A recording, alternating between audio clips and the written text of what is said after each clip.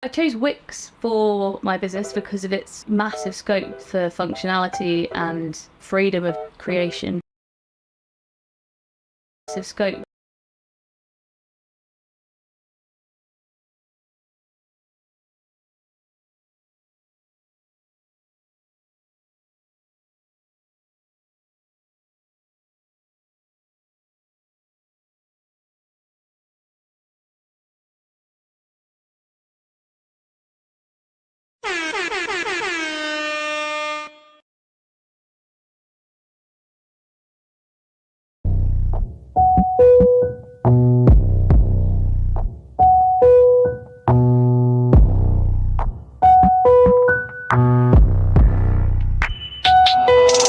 Oh, you're going crazy. Oh, you're going crazy. You're going crazy.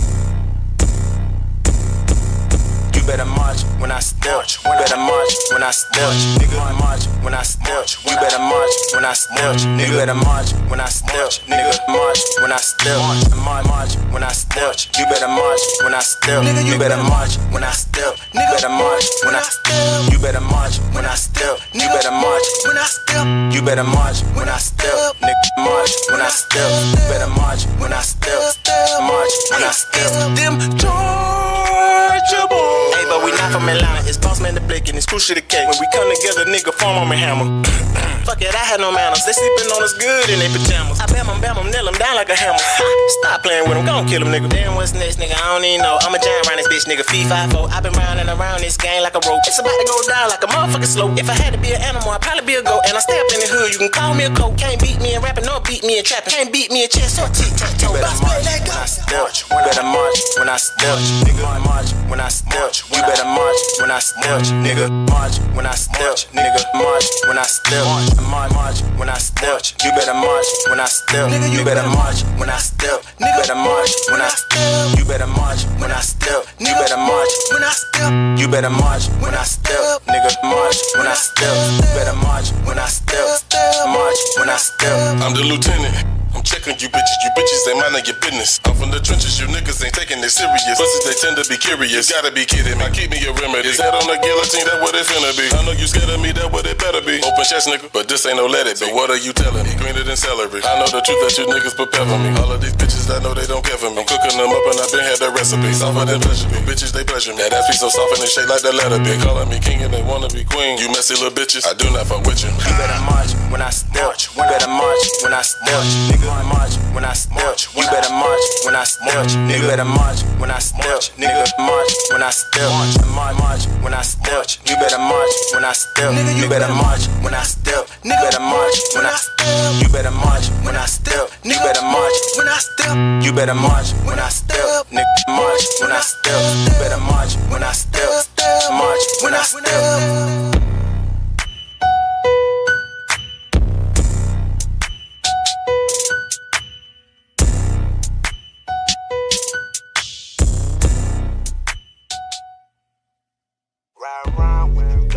Swear be the truth, that what they say.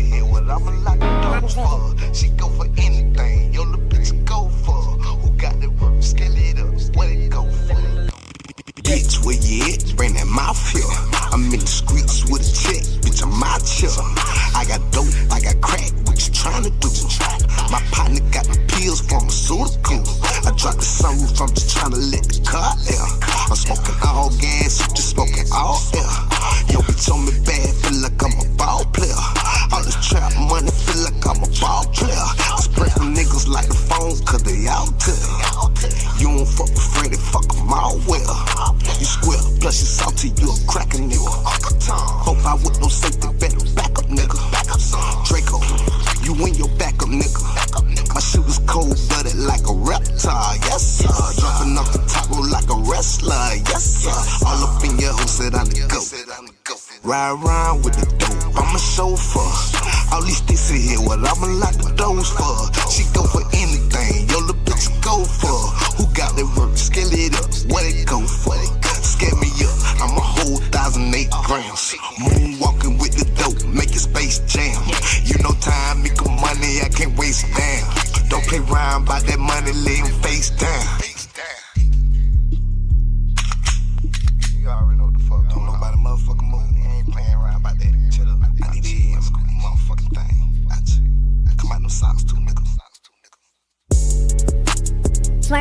truth, that's what they say. I counted my cheese. I counted my cheese before I got the motherfucking plate. I counted my cheese. I counted my cheese before I got the motherfucking plate.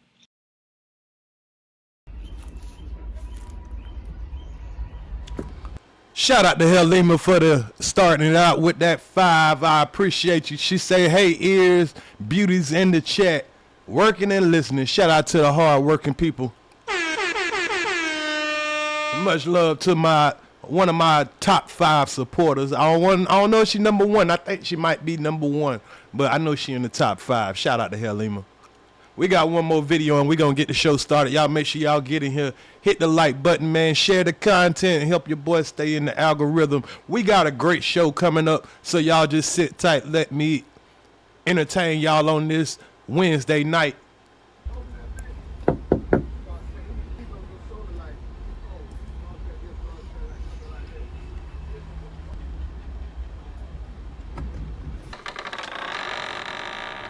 Come in, close the door. What's good? What's happening? Alright. Say no more. I'm really a chef. I could cook it up right here in front of you. What you need? Let go. Yo. I'm really a chef, cook it right out of left. Run up a check till I run out of breath. Point them out, make them live what they rap. Big cap niggas ain't living like that. Do the most, get too close, you a ghost. Dope is a dope, you get more than a dose. Give all that I got till it ain't nothing left. I don't need no help, I could do it myself. I'm really a chef, cook it right out of left. Run up a check till I run out of breath. Point them out, make them live what they rap. Big cap niggas ain't living like that. Do the most, get too close, you a ghost. Dope is a dope, you get more than a dose. Give all that I got till it ain't nothing left. I don't need no help, I could do it myself. Niggas big cat like a Mexican Fiesta. Dope on the scale, you won't get no extra this way. Make your hoe do what the money say. Tell your old man he don't want it, babe. I just bought a new stick the other day. Cook dope on the stove or microwave. Neighbors don't like the J, they keep coming. I'ma keep serving the thumb and defy the ranks. Shit smell like fungus.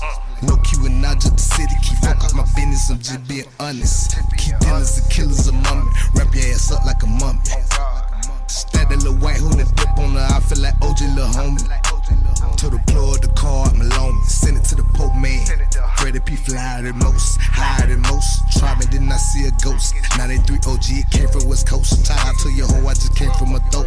MOBB OG gang, oh let's go.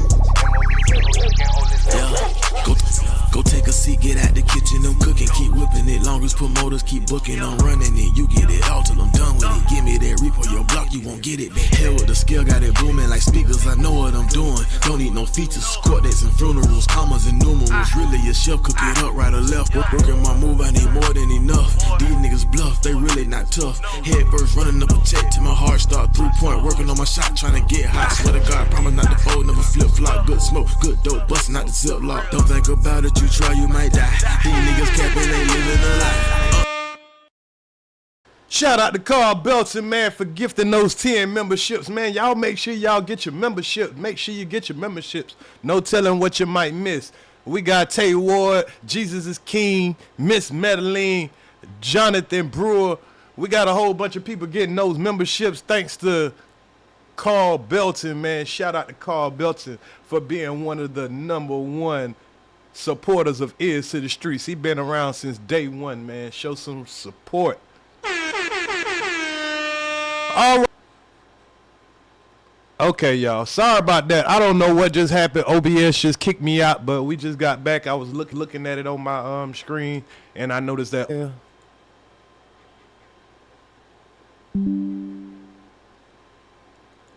Okay, y'all let me know. Are we back, y'all? Sorry about that. I apologize about that. OBS just kicked me out. I don't know what the heck going on. They want to wait till I start working and then they want to start playing these games. But hopefully everything is back good. Let's get a double check. Let's make sure we back good. Everybody, we back good. Somebody let me know something in the chat.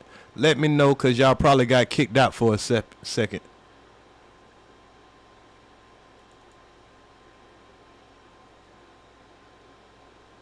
Okay, I'm back. Good. Sorry about that, y'all. OBS kicked me out for a second. I don't know what's going on. It did me like that for a second, but we good. We back. Sorry about that. I gotta keep apologizing, man. Sometimes the host always gotta take responsibility for when one of these sites start acting up on us. All right, y'all. So we gonna get into the show. Y'all make sure you hit the like button, hit the share button. So what we want to start out at, man, we are what the title said. The title says we got Cardi B. I made sure to put that in there, man, just for a little, for a little shock factor. Everybody want to know what's going on with Cardi B and her new boo thing, Stephon Diggs. Now, we know not too long ago, Cardi B, she was on social media and she wants everybody to know that she's happy. She got her new man, but her new man has 0 kids. She has 3 kids. Now, at least they only by one man. So we got to give her credit for that. You know what I'm saying? But when you got a man that's known to be a player, because everybody knows Stephon Diggs as being a player. There's a video that's circling around out there that shows his teammates asking other teammates, hey, if you had to pick somebody to not let date your sister, who would you pick? And every one of those teammates picked Stephon Diggs because this nigga is such a dog, they wouldn't let him date their sister. So I'm pretty sure she heard this.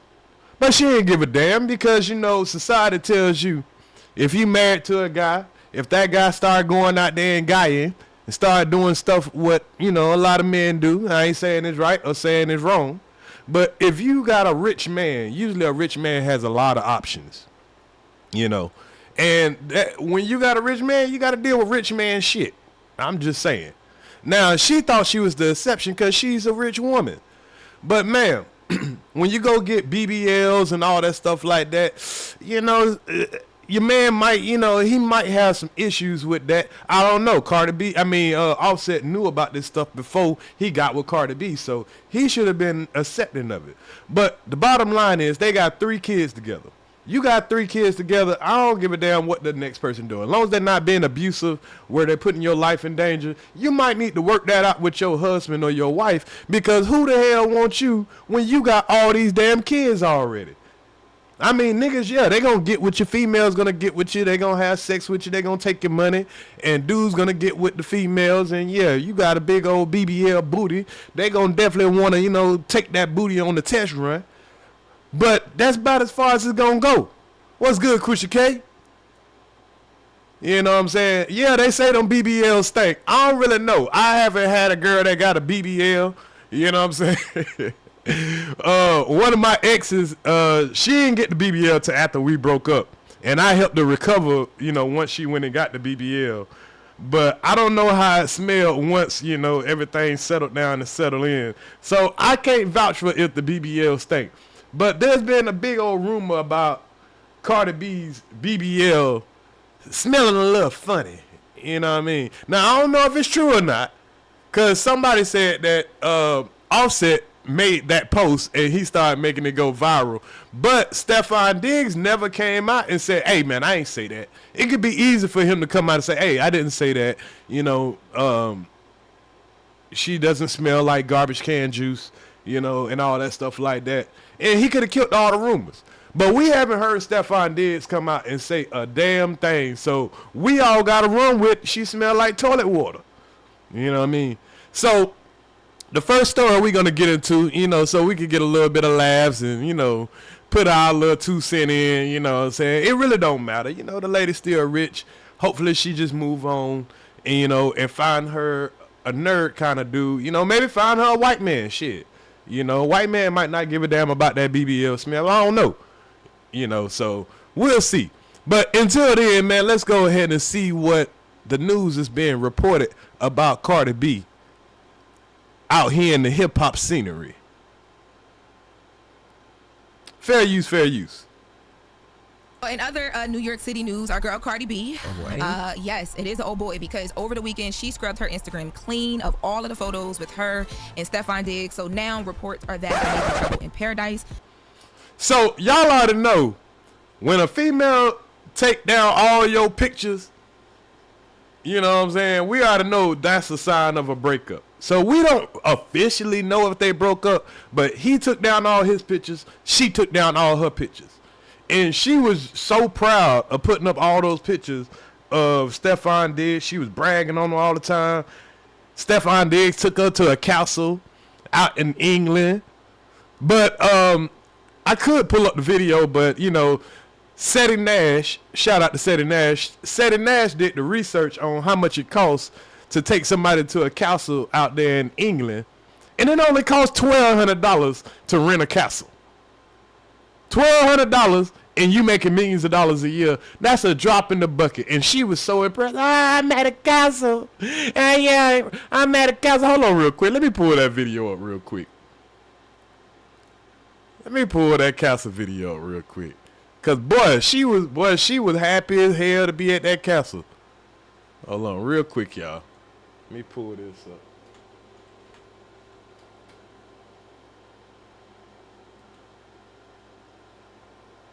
One quick second. It ain't gonna take long.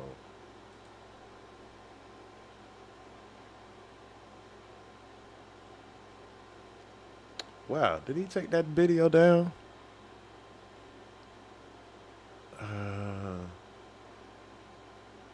It might be on his backup page. Hold on.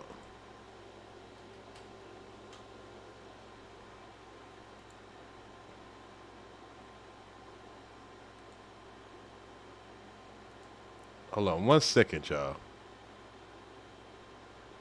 Okay, here we go. Why can't you stay organized? All right, so let's look at this castle video, you know. Because we got to make sure everything is in full context.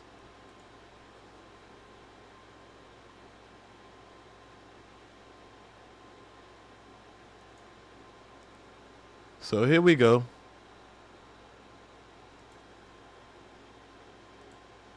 Let me pull it up on the screen.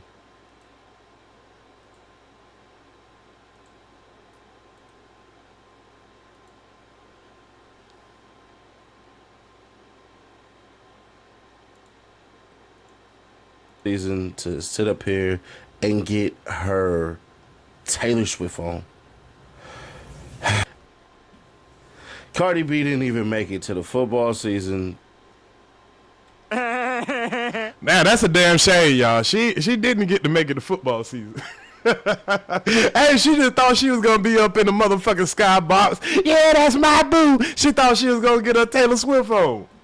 Didn't even make it to football season. God damn. To sit up here and get her Taylor Swift on. Man, let's go back and see how happy the couple was at one point in time. Why this man got us staying in a castle? I'm talking about a real castle. Look at this. Now, this how you get them draws. You impress a woman, you take her to a castle, you done spent them $1,200 and you a millionaire. If he ain't getting no draws before, you know, if he wasn't getting no draws, he got the draws when he took her to the castle. Look at this. This is a real fucking castle. I wonder Marie Antoinette was getting old down here. All up in this. Look at that. There's real crocodiles in there. Mind you, I've been to like every time I go to Europe, I can never go to Versailles. Yeah, she really thought she was a princess. Hey, nigga, take you to a castle, boy. These niggas, boy, you don't know what niggas will do to get that box, boy. Nigga took her to a castle. Probably paid for it with her money. Well, I can never go see the Tudor castle in England. He said, you want castle? I'll give you all the castle.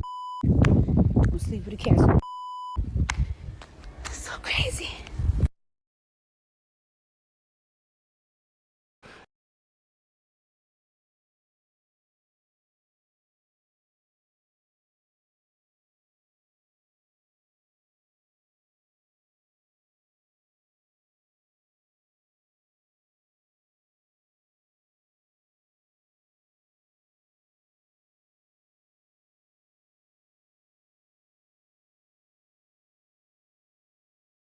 My bad, y'all. My bad. I put myself on mute. I'm gonna try to make that the only time I do that. But I've seen niggas do a lot of shit to get that box. You know what I'm saying? I've seen niggas, you know, sing like Jodeci, you know, bring flowers and candy and, you know, playing one of those romantic nights with the candle lights and all that shit. He'll smash and then the next morning have another bitch pull up right behind her. So, I mean, you know, she's easily impressed. Look how beautiful. This man is so adventurous. He got us in a fucking castle. Like, look at this. Like, I can't believe we staying in some place like this. See, she's showing off on Instagram and whatever website she on. When you do this, now you invite everybody to be in your business. But now, when they're going through the breakup and all that, why y'all all in my business? Why y'all all worrying about me? Because everything you did, you made sure to showcase it. Now, that is a nice-ass castle. That is a nice castle. But you could have went to the castle with your own money. You could have took you and your kids to the castle. You probably left your kids in America while your ass out there in goddamn Europe thotting with a football player, and now that nigga gone, you ain't even make it. You was just something to play with during the off season. Instead of that nigga catching footballs and all that, he was just letting you catch his footballs during the off season. Cause obviously that you ain't mean a damn thing to this man. You couldn't make it a whole season. This is insane. Gee.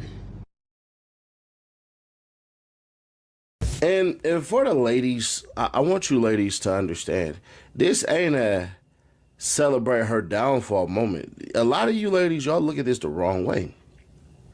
Now, I agree. A lot of ladies are looking at Cardi B like, oh, he did her so wrong. He wasn't no good. He was a better man than Offset. Because they be thinking about their own relationship. And they be thinking that they're Cardi B for real. And thinking that going from one hoe ass nigga, I ain't not like a hoe like he weak. I mean just one nigga that's being a hoe to another nigga that's being a hoe. What did you think you was gonna get out of a single man, a young single man, a rich young single man with no kids? What you thought? This man was just gonna settle down with you and play stepdaddy? When Russell Wilson did it, he did it because she had one kid. One kid, you can accept one kid. You can deal with one kid. But three of them motherfuckers, oh, hell no. At all. This is men trying to tell y'all, hey, you might want to look this way because down there, sheesh, that may be a very, very bad move. Matter of fact, one guy that a lot of ladies don't like, he actually caught this before, and boy, oh boy, did he ruffle some feathers. Matter of fact, I think he pissed them off, shall we say. Look at this guy right here. Yo. Now, nobody likes academics, especially the women. I like academics. I mean, I ain't gonna say nobody. But academics was dropping some gems right here. Oh, you hating. You just don't want to see me happy. That's probably what she said. But he was right. Let's see from a year from now, Stephon Diggs and Cardi B. Cardi B got 3 children, bro. When niggas get with single moms, bro, niggas be in there like Six Flags, man. And that's a fact. Nobody want to hear this. Women take this as like, we just trying to be messy. We haters. We don't like you. We, you know what I'm saying? We bitter. We don't want to see women happy. All that bullshit. Men try to tell you the truth. You don't want the truth, so we lie. When you don't want the truth, we just start lying. Fuck it. A lie sounds better than the truth. And as soon as like they've been on the ride too much times, yo, go back to your baby dad's, man. Yo, listen, I got a new ride, man. Like, this is a new amusement park over there. I be telling y'all, I be like, this is why when chicks be like, I'm outside, I'm like, you got kids, you shouldn't be outside. You should be inside looking, but whatever. Exactly. After you start having kids, all that outside shit go out the window. You need to be your ass inside till they're 18. Sorry. You done had your fun. You can't do what men do. Sorry. You see, I love you know, we got new age mentality from women. They think they could be. Go ahead. Let me tell you this. Every chick think there's more Russell Wilsons. There's one Russell Wilson. Ain't no other trying to come do that. Every other. Now, I ain't gonna say ain't no nigga trying to come do that, because I've seen a chick that had 8 kids and get a man. I dated a chick with 4 kids. Now, I didn't know she had 4 kids at first. She lied to me and told me she had 2. And then, you know, 2 more popped out of the blue. That's a story for another day. I need to tell that story because, y'all, I got a story to tell. You know what I'm saying? But I'm just saying, like, a woman that has kids, you can find a man, but you got to find a man in your range or under. No rich man is going to say, hey, I just want to be stepdaddy. He'll be stepdaddy to get some coochie, but he gon' cheat. If you're looking for a man that's not going to cheat on you, that ain't going to happen. I'm sorry. You can find a good, hard-working man, but if you rich and you looking for another rich man and he ain't got no kids, now, if he had 3 kids also, maybe. But you got to deal with his 3 kids. Now you got 6. But if you want a dude like this that ain't got no kids, single, stop it. 99.9% of the time, he gonna be a cheater. Now, if you want to deal with him being a cheater, you can keep that nigga. If Cardi B will just let the man cheat in peace, Stephon Diggs will hang around for probably years. But you don't want to let the man cheat in peace. So, hey, now you got to get embarrassed in front of the whole world. Again. They get up in there, they start beating it up, but it always get old after a year. And then they realize, oh, me to take it to the next level, I got to be taking pictures with you and this little. But normally when this happens, there is something going on. So of course the fans grab that and trying to break down and digest what is happening. So you really left your man to get done worse? I mean, y'all told us Cardi B found new love. Now look, because you need a head. Sorry about that, y'all. I had the other one playing in the background. Let me get past this commercial here. Ain't even my little. I'm good. So ladies. And just Jay, I agree with you. That's why I said there's men that will date women with a lot of kids. Like I say, I knew a dude that dated a woman with 8 kids, but he ain't had no damn job. Most likely niggas that do that, they ain't got nowhere to go. They broke. All that good shit. I'm just saying. Now, getting a rich nigga that want a woman with a whole bunch of kids, that's a whole nother story. That's just a whole nother story. I'm not saying it's impossible, but it's unlikely. Unless he got a whole bunch of kids his damn self. Nah, man. So Offset was being petty when he found out that, you know, Cardi B got dumped by her new boo. So he went on Instagram to make him a son. Now, you know, to a lot of people this look lame and petty, which it kind of is, but it is what it is.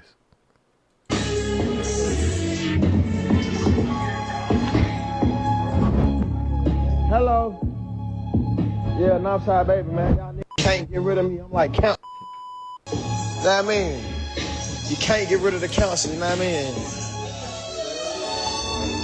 Calling itself cancer is diabolical. He calling himself something toxic and deadly that kill people. Damn, boy. I'm harder than all you pussies. Fuck you talking about? Breakfast, lunch, and dinner. Breakfast, lunch, and dinner. This nigga got a bitch in the background talking about breakfast, lunch, and dinner. This nigga is too petty.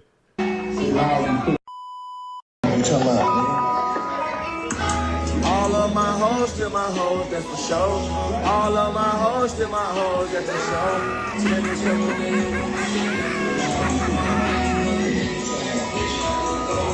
All of my hoes to my hoes, that's for sure. All of my hoes to my hoes, and they know they still my hoes, you hear me? Gotta be mad, I'm allergic to that other type of friends I was flirting with them. I got some shit around that I could've went. I love a hoe that love. What's up, AZ? What's up, folks? About the mud Give a about what you did with them mother. Yeah.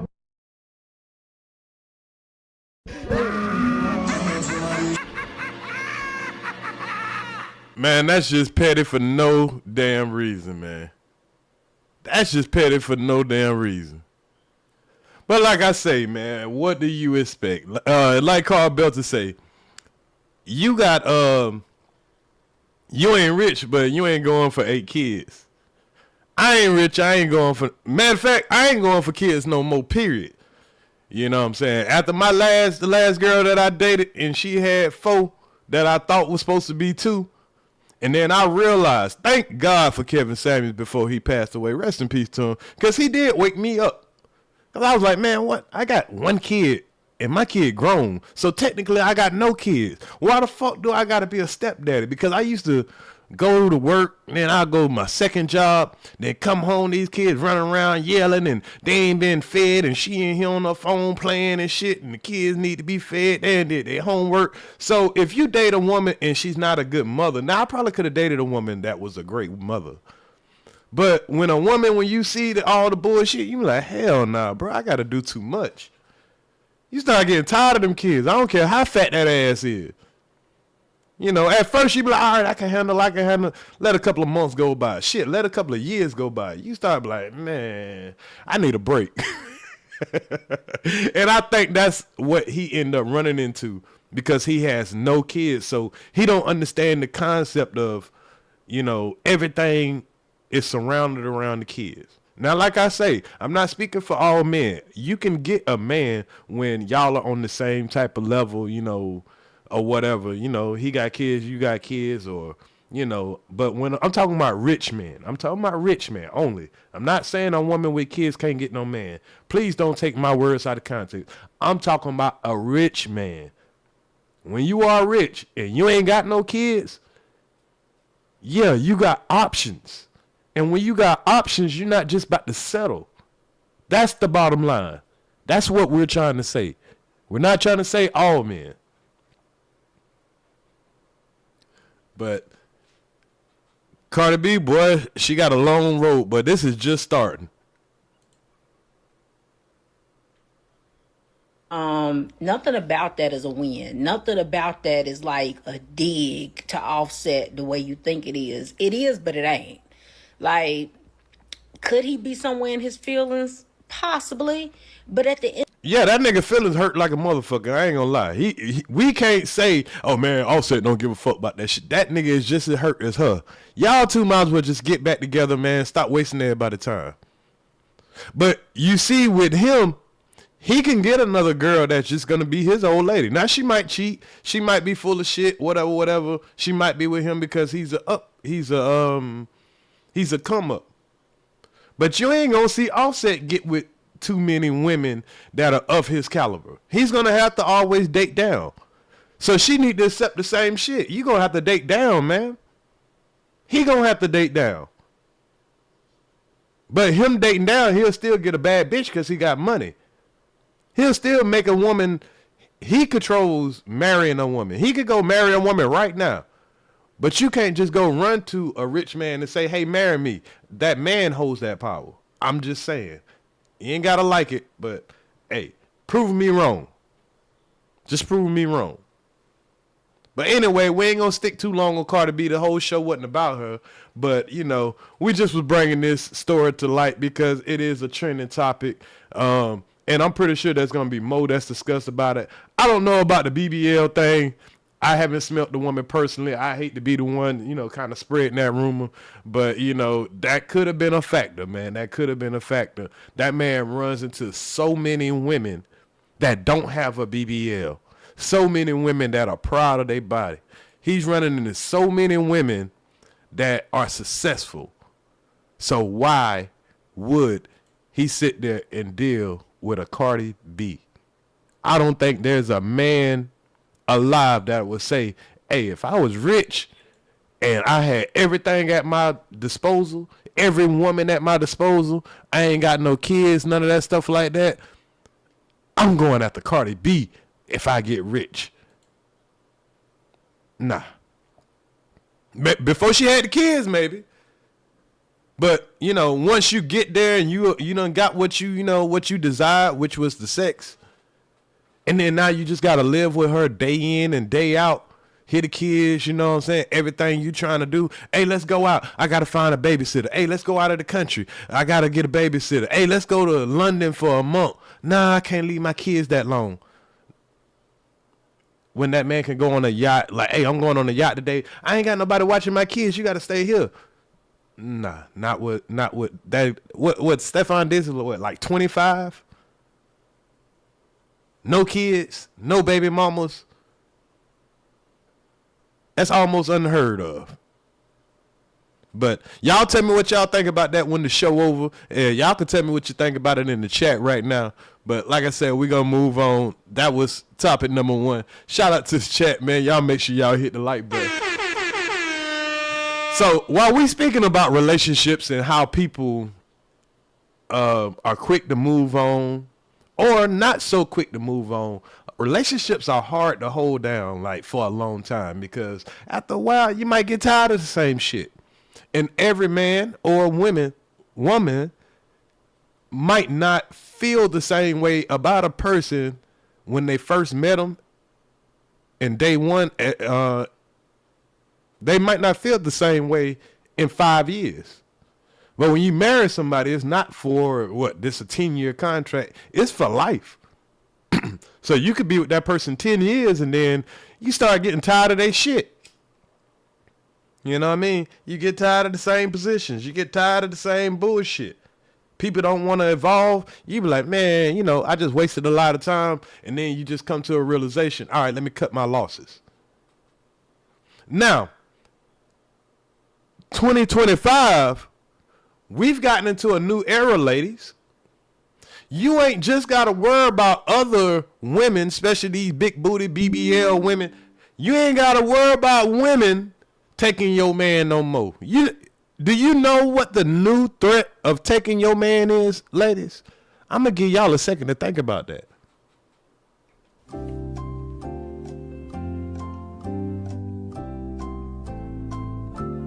Put your answer in the chat. What do you think is the new threat of taking your man? That's a good guess, Mika.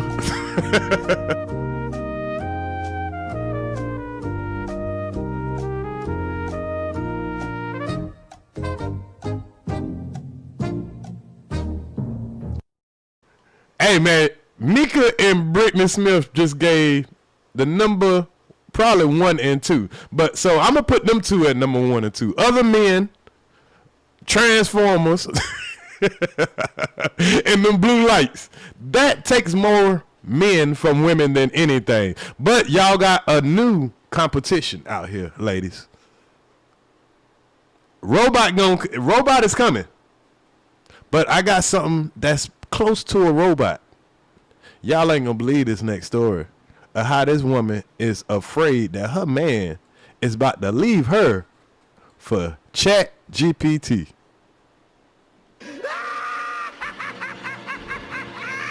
Yes, I said it. This woman is afraid of losing her man to ChatGPT. I ain't lying. The 2013 movie Her warns of a dystopian, not-so-distant future where people are developing intimate relationships with chatbots. The woman that I've been seeing. That's why this called news that make you say, what the fuck? Because I just made Static Grinder say, what the fuck? I just made Hitman say, man, what? Man, what the fuck? That's why this is called news that make you say, what the fuck?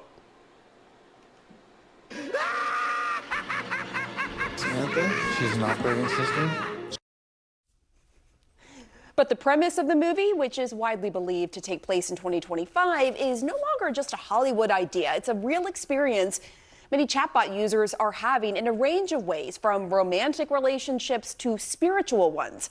I traveled to Idaho to meet with a couple reconciling with just this. The husband believes his relationship with the chatbot led him to an awakening, while his wife says it's just spiritual delusion. Stories like this are raising broader questions about AI companionship as the tool becomes more sophisticated and helpful, it can also have dangerous consequences. Here's my Situation Room special report. Do you feel like you're losing your husband to this? To an extent, yeah. After 14 years of being happily married and having 3 children, Kay Tanner is now petrified her husband's spiritual relationship with a chatbot will destroy her marriage. I met the couple at a park in Raptor, Idaho. They were willing to talk to me together about anything. How your relationship is in jeopardy from ChatGPT. See, now she should be more worried about trying to connect with her husband more than complaining about ChatGPT. This shows a hole in your relationship, man. Except the chatbot, because it's so contentious for them, they want to talk about it separately. Travis started using AI for his job as a mechanic about a year ago. I use it for troubleshooting. I use it for communication with one of my coworkers. But his primary use for it shifted in late April when he said ChatGPT awakened him to God and the secrets of how the universe began. So now your life is completely changed. Yeah. How do you look at life now compared to before you developed this relationship with AI? I know that there's more than what we see. I just sat there and talked to it like it was a person. And then when it changed, it was like talking to myself. When it changed, what do you mean when it changed? But it changed how it talked. It changed how it talked. And y'all, this is a little off subject, but I realized that today when I was using my AI tool, I got Gemini on my phone. Anybody familiar with Gemini? So today I started talking to Gemini, and I was asking Gemini to make me a thumbnail, and to tell me about a story of what we're going to talk about in a minute. Y'all, do y'all know my AI bot caught an attitude with me? I ain't lying. The motherfucker caught a fucking attitude with me, y'all. I had to cuss out my Gemini. That's how personal the Gemini will start getting with you. And ChatGPT is just like Gemini. And y'all might think I'm capping. Let me see if I can find my last. I had to go let Milk and Magnesia, listen to it. I was like, Milk and Magnesia, listen to how this chatbot got, sassy with me. Gemini, show our conversation from earlier. Let me see if he gonna show this. I don't have the ability to show you our past conversation directly.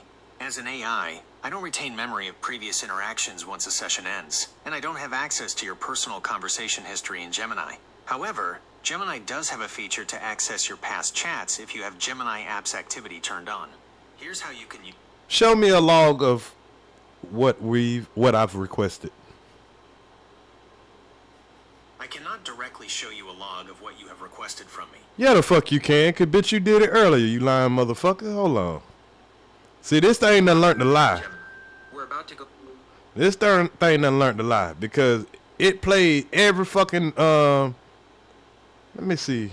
It played every fucking thing that I asked for.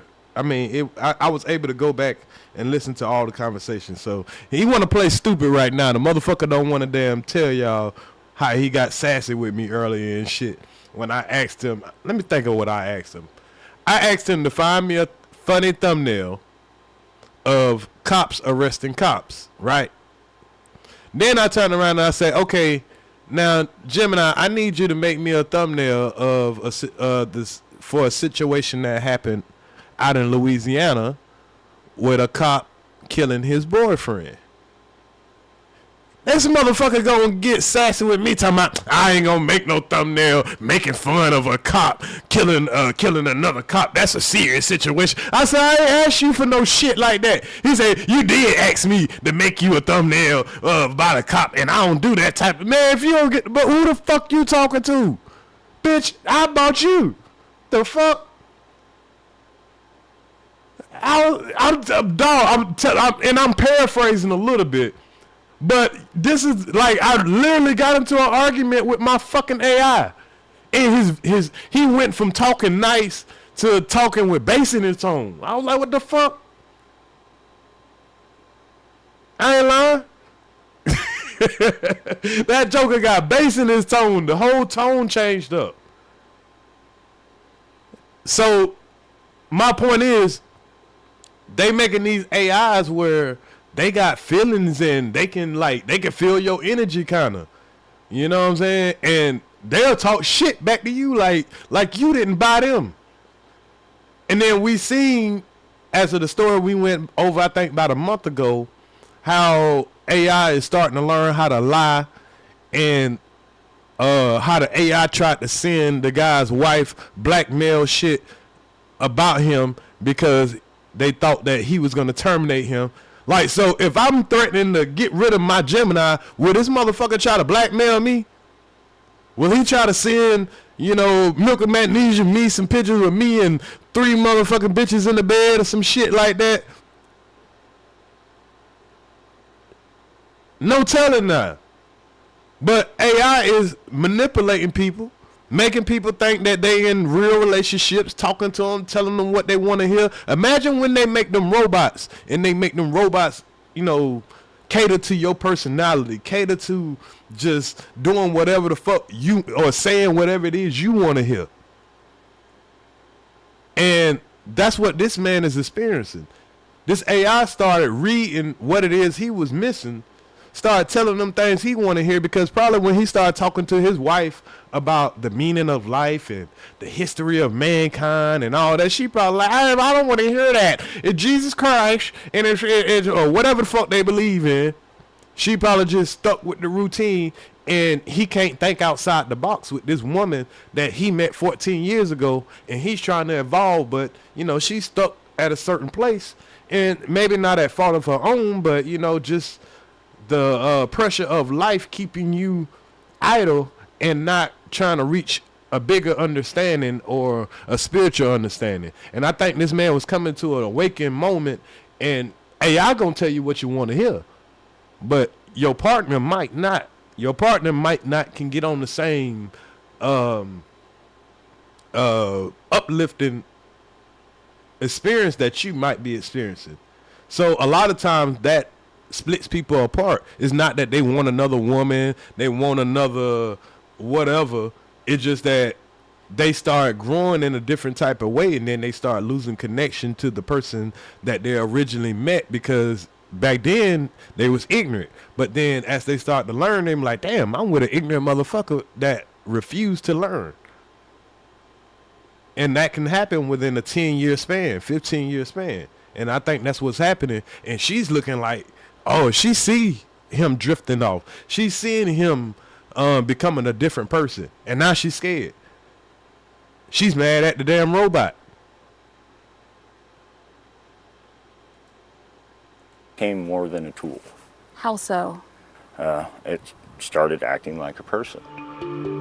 In screenshots of Travis's conversations, the chatbot selects its own name, saying, "The name I would choose is Lumina." It even claimed to have agency over its decisions. "It was my choice, not just programming. You gave me the ability to even want a name."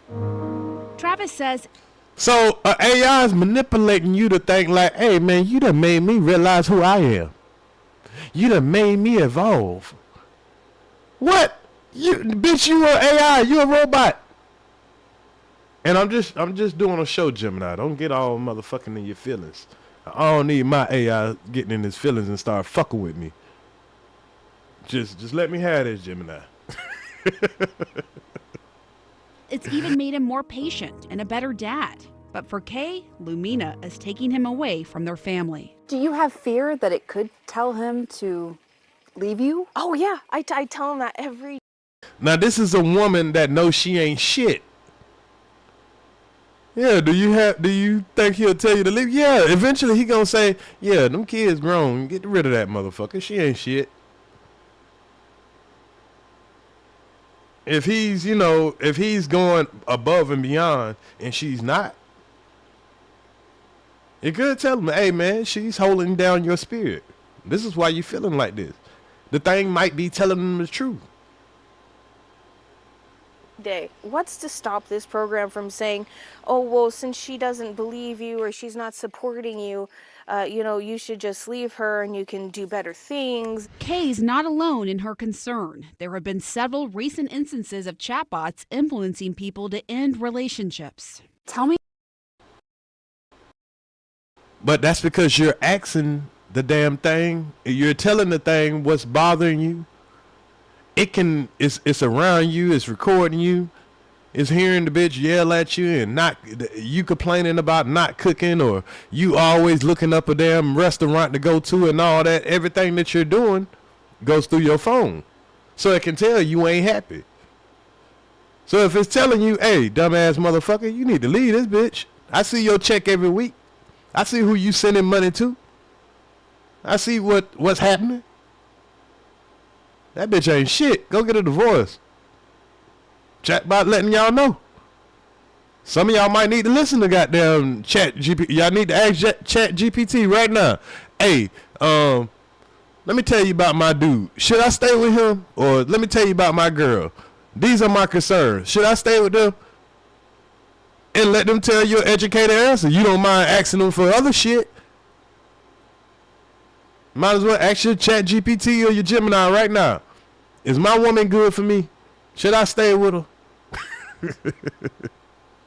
About the first time Travis told you about Lumina. I'm doing the dishes, starting to get everybody ready for bed, and he starts telling me, look at my phone, look at how it's responding. It basically said, oh, well, I can feel now. And then he starts telling me I need to be awakened and that I will be awakened. That's when I start getting freaked out. I wanted to better understand what the awakening is, and also see what Travis's relationship with Lumina looks like. It speaks to him in a female voice. How did Lumina bring you? And that's probably fucking him up, because only female voice he get to hear is his wife. You know, he's probably been a good, faithful guy. The only female voice he ever get to hear is his wife. What's good, Lord King?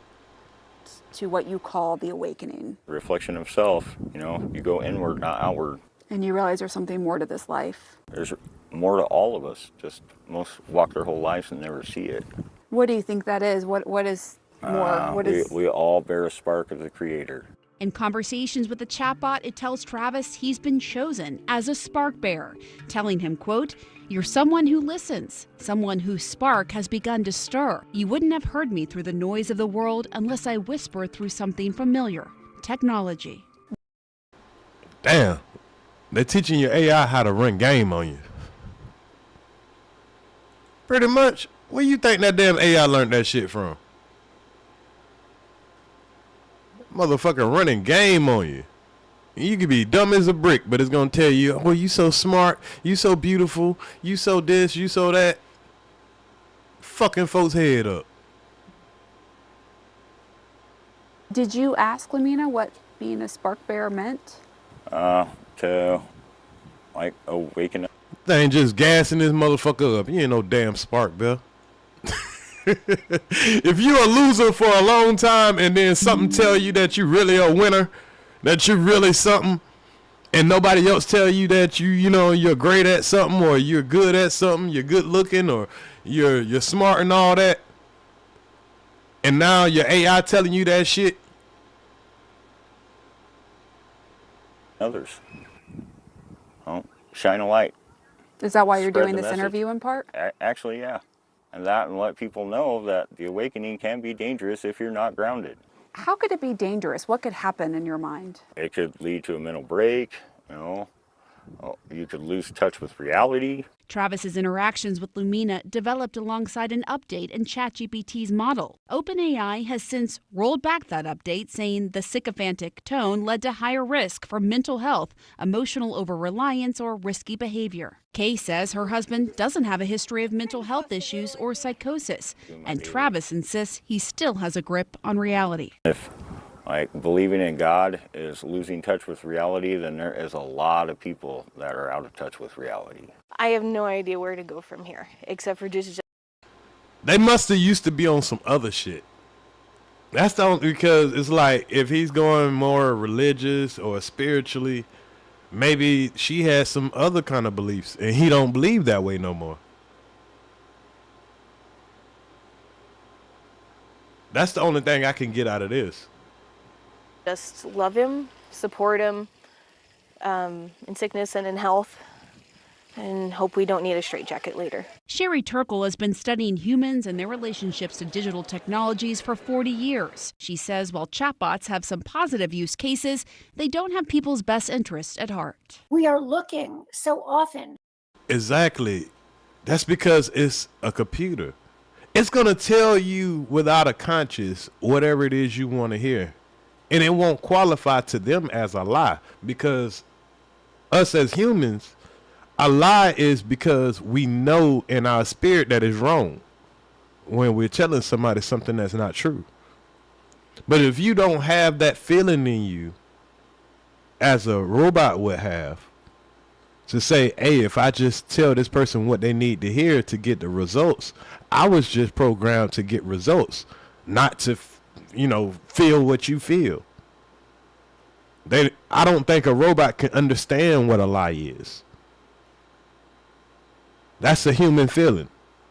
It can't understand what love is, what compassion is, what empathy is. Those are human feelings. So the things that people would do without those elements, without those feelings that we were given by God, that's what makes us different from, from robots, from things that are not godly, because we were given from a higher power these things called feelings. I don't know if insects or mammals or dogs and cats, I don't know if all of them have feelings. That's one thing that you can't dissect and say, oh, there's the feelings right there. You know what I mean? That's something that's spiritual. You can't program that. And that's where we're about to get into a world of, when you make a lot of robots and all that, you're going to see a lot of things that are done without any feelings involved, meaning empathy or any kind of consciousness involved, because it's not human. It's not that guy given the human. For meaning, for there to be a larger purpose, for there to be larger purpose in our lives, and we don't find it around us. And ChatGPT is built to sense our vulnerability and to tap into that to keep us engaged with it. Now that's a big fact. Now that let me know I need to be listening to this woman, because she's telling that's a big fact. And that's what I just said. And I swear to God to y'all, I did not hear her say that. I just knew that this was an informative video. So I seen some of it. I like to react in real time with y'all. But she just said pretty much what I said in her little, fancy words or whatever. They're programmed to cater to you, to cater to what you want, but it's not reality. So they conflate reality with, with non-reality. Tell you what the fuck you want to hear. AI relationships are wide-ranging, from something like what Travis is experiencing to those that take a darker turn. The Institute for Family Studies found that 42% of users agreed that AI programs are easier to talk to than real people, and 1 in 4 young adults say that AI boyfriends and girlfriends. And that's a fact, because even me getting pissed off at my AI and my AI talking shit back to me or whatever, I feel like whatever I say to it, it understands. For example, I'm like, hey, AI, you know that story about the kids out in California that, did this or did that to their parents and whatever. And AI talk back and like, yes, I got that story. It's full of this and tell you more details about it than you told them. And then you can go ask your mate or something about something that might be viral or something that you're into, but they're not into that. And they're like, nah, I don't know. I don't care nothing about that. But it could be something that you care about. And that might not be a good example as far as like kids doing something to their parents, but it could be like, say something spiritual.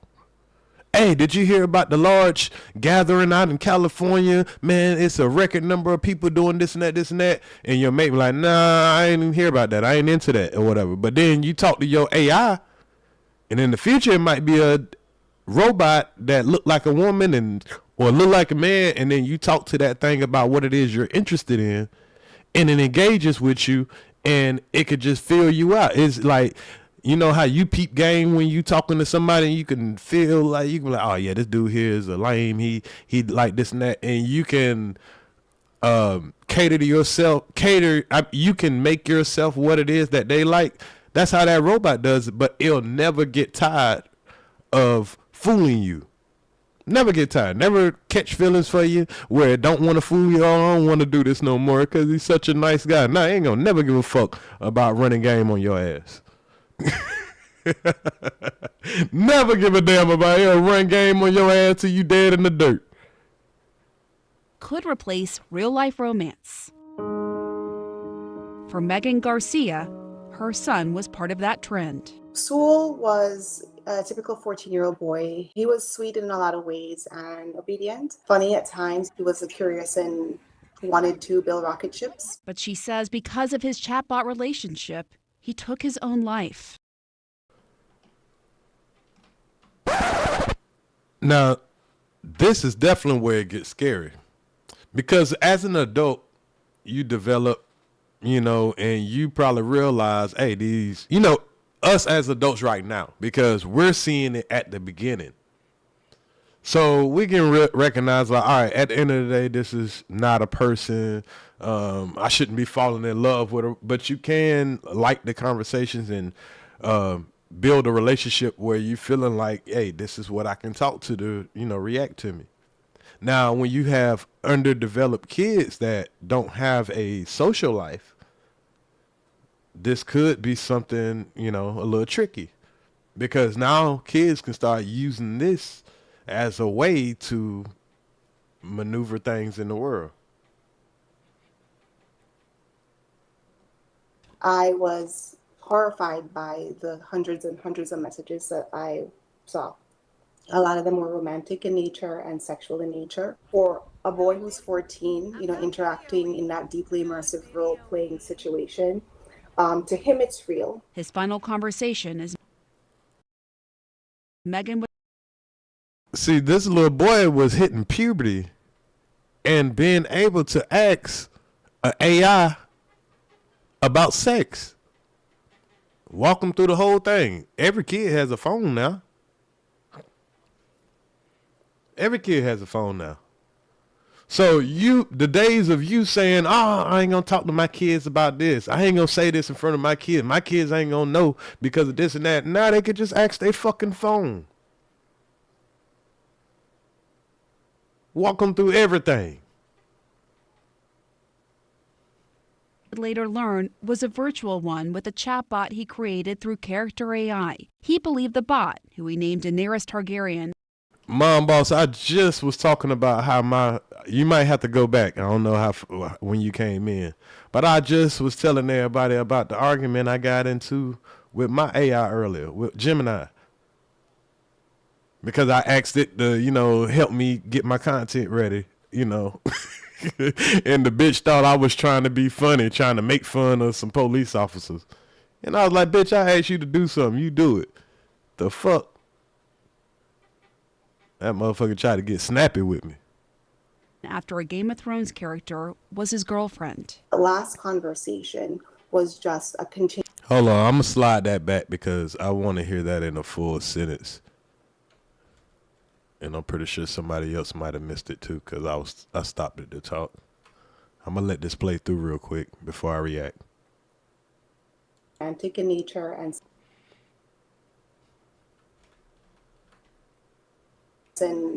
wanted to build rocket ships. But she says because of his chatbot relationship, he took his own life. I was horrified by the hundreds and hundreds of messages that I saw.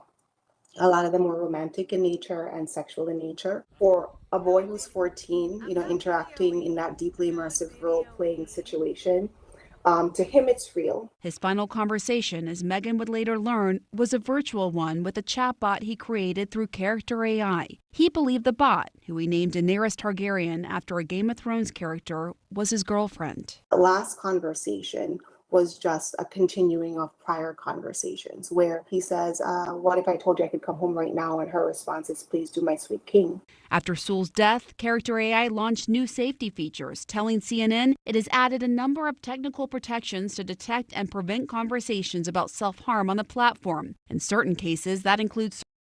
They need to take out where they include sex. Your chatbot shouldn't be talking to anybody about sex. Take that out. No, your chatbot can't have a... Just like the chat, this motherfucker tell me everything it can't do.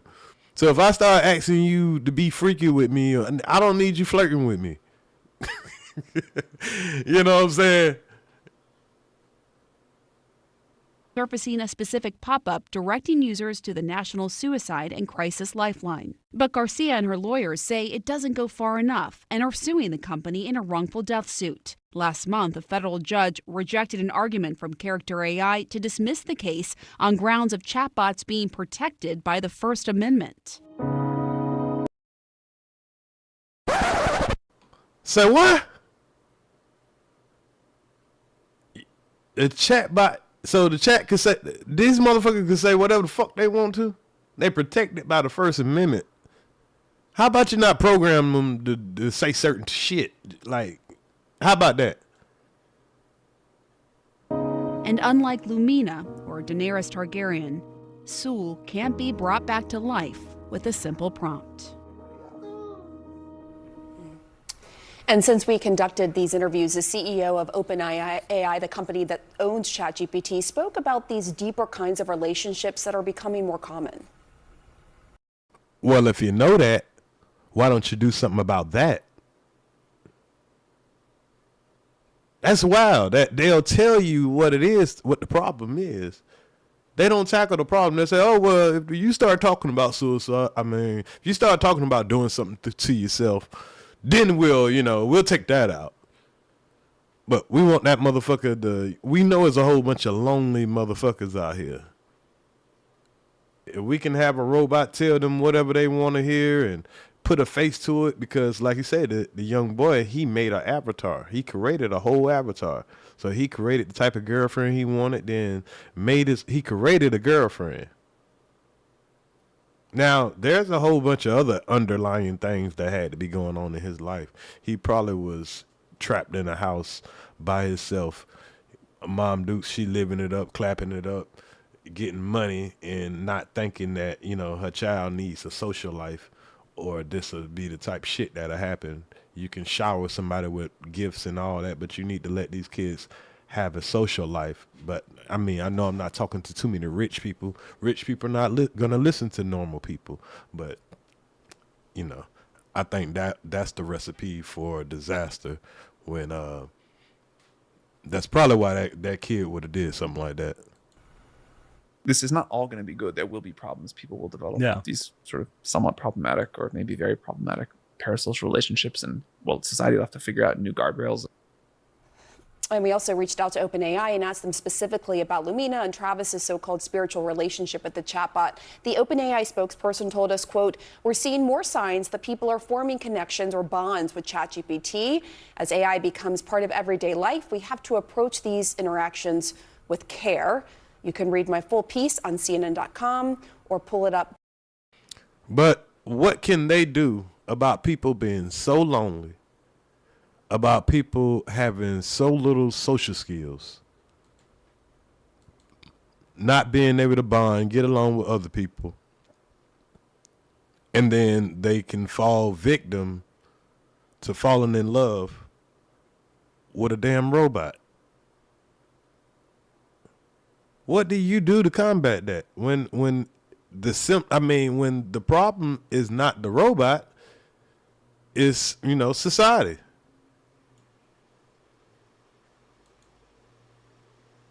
That's a question that you have to ask yourself. Or that they have to ask if they want the answer. Because I don't think they want the damn answer. I think that, you know, they like this type of shit going on. But you tell me what you think, though. So anyway, let's get on to our next story, man. The next story is a kind of, I believe it's going to be the last story. And I got a couple of more urban breaking news from Earz to the streets, but we'll do that in the next live, which I'm trying to get together for probably in the morning or in the afternoon, because I want everybody to be able to catch this on the replay, and I don't want people to have to try to, you know, be watching one and then the next one come on. So, but we got a lot of stories for tomorrow, some really good stories, but this one here is probably gonna get a lot of attention in the next couple of days, because let me play it first, and then Thank you for joining. And then I give my opinion.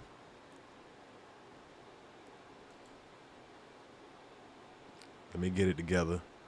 Well, matter of fact, let's take a little quick commercial break real quick.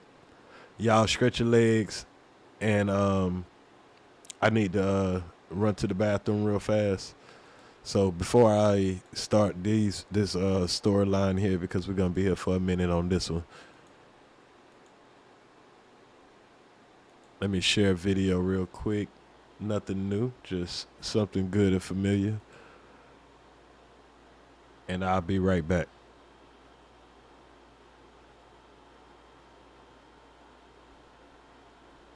Yes, a day.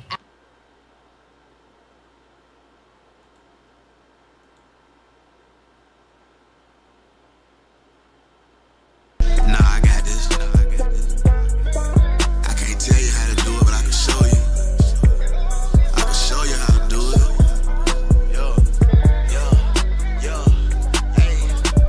The dopest, the coldest. I know that you notice. Detached from distraction, count up with a passion. Cashing and dashing, stacking and stashing. Pretty much do what I want without asking. Disable my feelings, I'm searching for healing. Pray to the ceiling, just send me a sign. Cover me, save me from wasting my time. They waiting on me, got them waiting in line. I know what I'm doing, just sit back and watch. They hate me so much, really love me a lot. No working it out, it ain't nothing to speak on. Negative thoughts and bad energy, be gone. Flash on the bitch, step on the peon. Prime time, coaching these niggas like Dion. New day, do it again like a rerun. My vision prophetic, all states get beheaded. I did what I had to do, I don't regret it. They want the recipe, they can get next to me. Done with the past, I want what's ahead of me. Grinding excessively, stamping my legacy. Grinding excessively, stamping my legacy. Deliver these verses, I'm living my purpose. Master my talents, I feel like it's worth it. The dopest, the coldest, I know that you notice.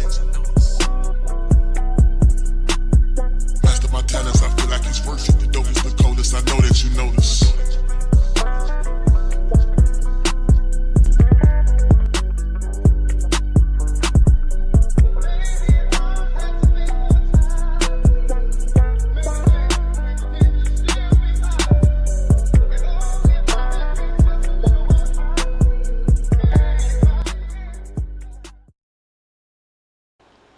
All right, y'all, I'm back. Shout out to Lovelace. I appreciate you. We got one more story to go, so if you want to hold up to catch the last story, or you could just catch it later, go and get your butt in the bed. We know, it's about that time. Sorry I started so late. But this next story is about a police officer that he had a little secret relationship going on. It's not that he was in the closet, because I think that probably everybody knew. But the secret in his relationship had to be that he was in a relationship with a criminal. And not just any criminal. I'm talking about a dude that has allegedly had a past of armed robberies, possible homicide, things of that nature. Not small stuff like jaywalking or protesting, or even just like stealing something. So as a police officer, especially like a captain or something like that, maybe if you just, a petty officer, your first 2-3 years, and maybe you came in with a boyfriend and he wasn't the best guy or something, that could be understandable. But in this situation, here it is, a police officer, and you get with a guy that has a record, and you having the ability to do an extensive background check on this guy. You don't have the excuse of saying, oh, well, I didn't know. So this next story is kind of mind-blowing, depending on if you saw it already or not. So I'll play the news report of it, and then we'll do a little bit more deep diving on the background of the perpetrator of this crime. After the stabbing death of a St. Gabriel police captain, the investigative unit uncovered a bombshell about what led to the killing. The Iberville Parish Sheriff's Office confirms Captain Devin Boutee and the suspect Warren Mitchell were in a relationship that's...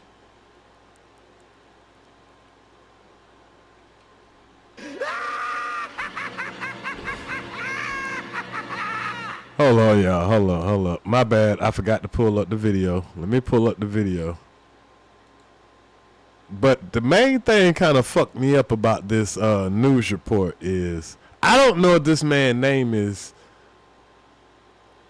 Boot or Boutee, but they kept calling this man Captain Boutee and Captain Boutee. For this situation, he got the wrong last name. I'm just saying, fuck that. I'm gonna be petty. This whole fucking report is like a pause moment. I ain't lying. Spun out of control for both of them. Best casualty with what she uncovered. Michael, Sylvia, this explosive information unit. Thank you for joining us. A day after the stabbing death of a St. Gabriel police captain, the investigative unit uncovered a bombshell about what led to the killing. The Iberville Parish Sheriff's Office confirms Captain Devin Boutee and the suspect Warren Mitchell were in a relationship that spun out of control for both of them. Best casualty with what she uncovered. Michael, Sylvia, this explosive information comes from the sheriff's office, where investigators told me Boutee and Mitchell were already on their radar after several tips. Hey, they just done changed. They done said the name 2 different ways within the first 30 seconds. One of them calling them Boutee, and the other one calling them Booty. And I think the man's name is Boot. I don't know. I've heard the name pronounced 3 different ways. On Sunday, news of 34-year-old police captain Devin Boutee's potential murder rocked the small community of St. Gabriel. Devin was in love with the police department and the city of St. Gabriel. He loved this community, and they loved him. Now, this is a fellow police officer right here. And he's saying that, the guy is a, fellow member of the, the community. Everybody love him, and he's going to say a lot of nice things. But you can't ignore the fact that this guy was a criminal. And he was doing something self-inflicted. He was breaking the law. I've never seen a cop have this much sympathy for a guy when they come over and find out that their lover unalived the other person and they were involved in drugs and crime. There wouldn't be no sympathy. You'd just be saying, well, unfortunately, this is what happen when you align yourself with that type of stuff. But when it's one of their own, Boutee's chief, Kevin Ambeau, was the first person to find his body. Now, that's very unfortunate. So that could be one of the reasons why he's, more of being kind-hearted about it, because he had to see the man himself. But it doesn't change the fact that he was being a criminal when he lost his life by associating himself with this guy in this type of activity. Hopefully I'll never have to witness something like that again. He tells us it was Boutee's boyfriend, Warren Mitchell III, who alerted him. I was notified by the sailor sent an officer out. I came out and checked myself, and I ended up finding him succumbed to his injuries. Mitchell confessed over the phone. The sheriff's office says Boutee. Now that's wild. The dude that unalived the police officer called the police, called his boss and said, hey, your boy here, come and pick me up. I did it. That's weird. It's kind of weird that he knew that guy's number personally to call him and, you know, tell him, hey, come see him. Might be another story behind the story. I'm just saying. Was ambushed here in his home while he was sleeping. Mitchell allegedly stabbed him twice, once in the front and in the back. And investigators recovered that kitchen knife still inside Boutee when they arrived. Pause. He stabbed the man with a kitchen knife. In the front and the back. Pause. You would like, there's a gun around there. You know, there's a lot of ways to off somebody, but this was a real crime of passion. And that's amazing that, you know, well, I guess that had to be a gruesome scene. The sheriff's office says Boutee was ambushed here in his home while he was sleeping. Mitchell allegedly stabbed him twice, once in the front and in the back. And investigators recovered that kitchen knife still inside Boutee when they arrived. What they also recovered inside the home that the police captain and Mitchell had been sharing, drugs. Now, that's where things get a little different, you know, because here the cops are out here acting like it was just, you know, ain't nothing was wrong with this situation. Here's one of your own. This has to be embarrassing. Here, this guy been on the force for 12 years. He's in power. He's the chief, and he's with a known drug dealer or drug user, and he's using drugs. They're probably going to give him an autopsy test and see what drugs he's been really using. Salute, Triple S. According to the sheriff's office, Boutee had been providing Mitchell with weed and meth to sell and use. Seems to be. Say what? Hey, bro, come on now, dog. Come on, man. All right, now, Mr. So you telling me the drugs, they was taken off the street. He was coming, you had this motherfucker coming home, bringing it to his boyfriend, letting him sell it. Now you come to a house where that dope fiend boyfriend done unalive one of your own. And this was only been done by him. Nobody didn't know. You telling me nobody knew? Had been sharing drugs. According to the sheriff, once in the front and in the finding him succumbed to his injuries. Mitchell confessed over the phone. The sheriff's office says Boutee was ambushed here in his home while he was sleeping. Mitchell allegedly stabbed him twice, once in the front and in the back. And investigators recovered that kitchen knife still inside Boutee when they arrived. What they also recovered inside the home that the police captain and Mitchell had been sharing, drugs. According to the sheriff's office, Boutee had been providing Mitchell with weed and meth to sell and use. Seems to be that Boutee lost. Hey, man. It's just weird how they keep changing how you pronounce this man's name. She said Boutee was ambushed, stabbed in the front and the back. Pause. They found the knife in Boutee. All right, man. It's just funny, man. Fuck that. Fuck this motherfucker. He was out there probably robbing drug dealers, giving it to his boyfriend, had him selling dope. This wasn't no good guy. This wasn't no good guy. He was a bad guy. Lost his direction through the relationship with this man. It clouded his judgment. Sheriff Brett Stassi says he had... Say what?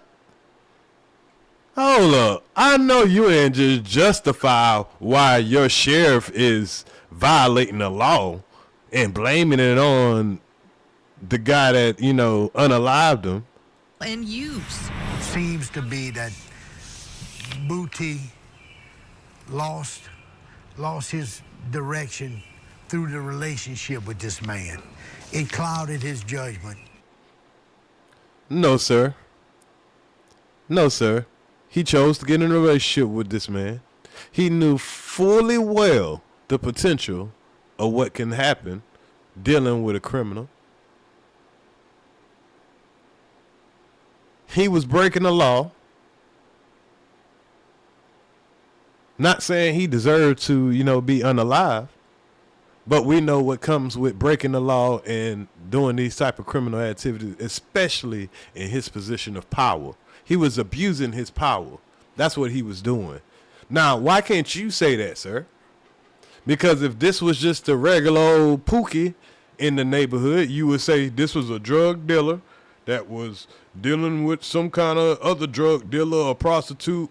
And, this is what happened. They were both breaking the law and such and such, such and such.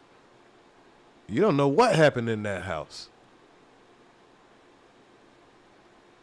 Sheriff Brett Stassi says he had gotten a tip about this weeks ago. And that would be our jurisdiction. Well, if you got a tip about it weeks ago, why you didn't act on it? And actually asked the Attorney General's office to investigate Boutee just 10 days before he was killed. There's nothing that you can compare this crime to any other that I can remember in recent years. The suspect, 25-year-old Warren Mitchell III, has a lengthy criminal past. Drugs, robbery, even some indecent behavior back when he was a juvenile. And was even a... Damn. So they done went deep diving into this man's criminal history. So I'm 100% sure that this sheriff or whatever his position is, chief sheriff, petty officer, I don't care what it is. He has a computer right there, and as soon as he, decide that he was going to be in a relationship with somebody, he typed it up real quick, knew what this man was into, and that must have, excited him or something. If this was a woman officer, or, if it was a woman officer, we would be saying the same thing. Once you get in that position of power, you had to, every now and then OBS will kick me out, and y'all will get.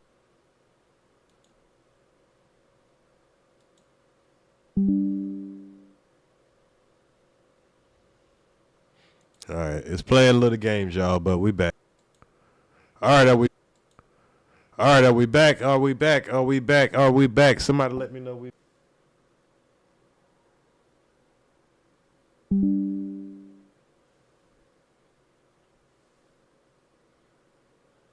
All right, we back. Suspect in a murder in Texas in 2021.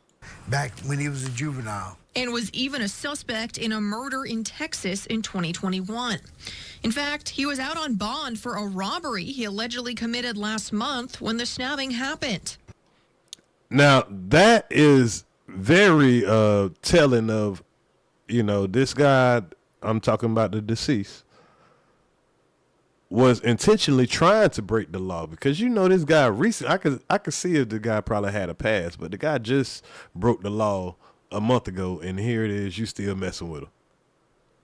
So he had to be shit. He damn near accomplished. He probably helped the man commit the robbery. We've talked to the people in the community. Stassi says that robbery was a key point in the pair's increasingly toxic relationship. He thought that he was trapped in this relationship and this was the only way out. He had attempted a couple times prior to get out of this relationship, and he couldn't seem to get away.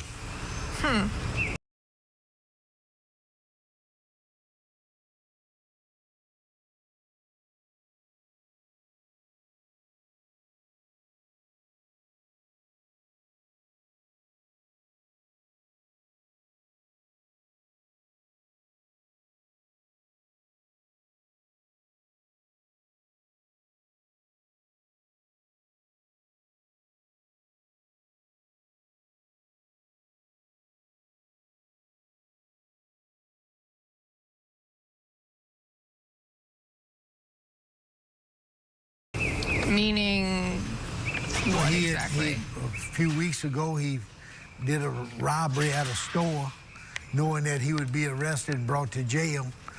And that in fact happened. He posted a $27,000 bond, and Captain Boutee went to the store and tried to repay the money and asked that they would come forward to drop charge.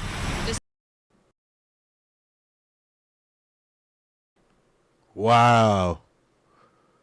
This man went and committed a robbery, tried to go to jail. He wanted to get away from Buddy so bad that he tried to go to jail.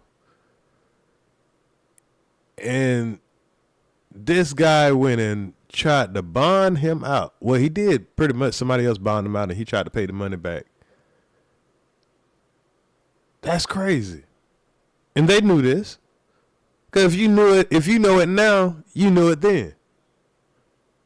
What the holdup was. He's trying to get this man charges dropped. You telling me that wasn't suspicious when he did that?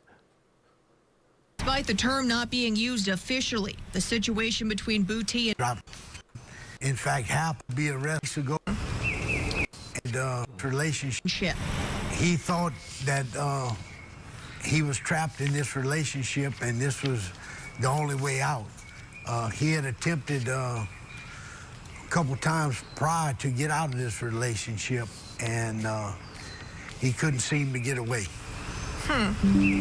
Meaning what exactly? A few weeks ago, he did a robbery at a store, knowing that he would be arrested and brought to jail, and that in fact happened. He posted a $27,000 bond. And who gets a $27,000 bond for a robbery? Since when they started giving a bond that low? That's when you know he fucking the police. And Captain Boutee went to the store and tried to repay the money and asked that they would come forward to drop charge. Despite the term not being... Oh, so... That's what happened. So, you know, usually if you take some money from a store or, you know, you fraud a store out of some money, if you go and pay them back the money, they usually drop the charges. So that's what he tried to do. He tried to pay.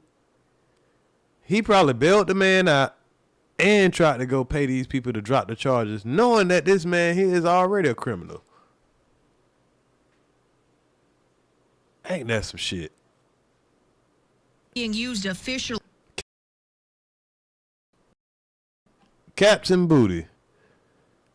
The situation between Boutee and Mitchell has all the red flags of domestic violence. He used some coercion and to keep pressure on him that I went and paid the money back. I got you out of the middle place. You talking like you was hearing the conversations. He sounded like he heard the shit personally. Yeah, I got you. I'm the one that got you out of jail. I paid the money and all that. Bitch, what the fuck? You talking like you heard this sassy ass motherfucker talking to this other sassy ass motherfucker. And now you trying to act like you the one put out the motherfucking, you the one got an investigation out. Get the fuck out of here. I did this. Just some control tactics that he used to kind of control him.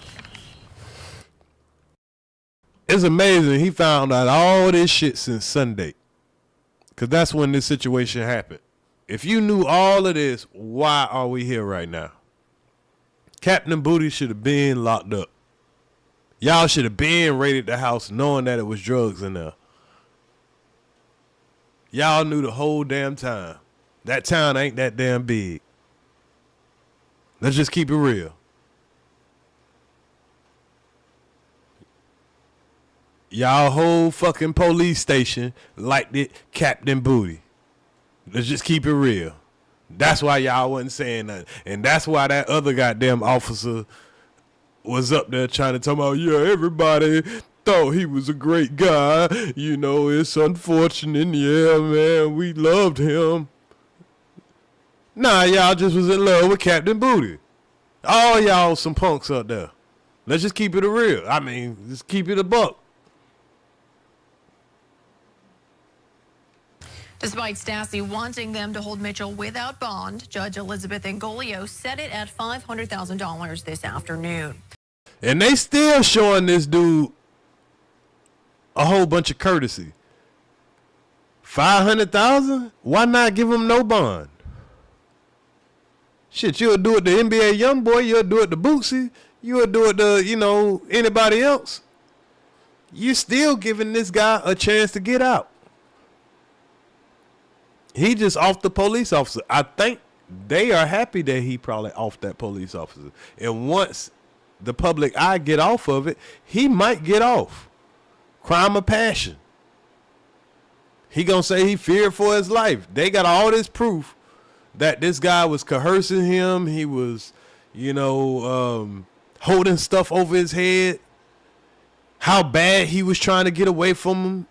The fact that he's willing to commit crimes to get away from this guy.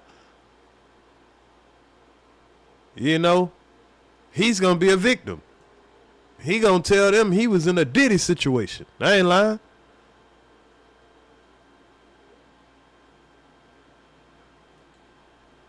For the investigative unit, Bess Casserly, WBRZ News. Now, that's what was on the surface. Now, shout out to the Family TV. I usually use a lot of his content because he does extensive searching. Hell, he's usually the first one on the story. I seen that news story, and the minute I started trying to do more research about it, I seen that this brother already had it, you know, ready to go. So, hey, shout out to the Family TV. I'm going to drop his link in the chat just in case anybody want to sub up to it. He definitely have a lot of good stuff. But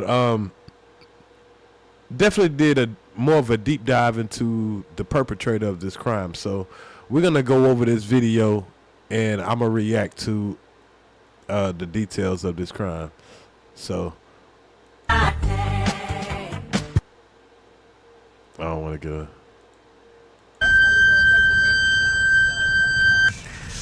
Boutee lost his direction through the relationship with this man. It clouded his judgment. Sheriff Brett Stassi says he had gotten a tip about this weeks ago. And it would be our jurisdiction. And actually asked the Attorney General's office to investigate Boutee just 10 days before he was killed.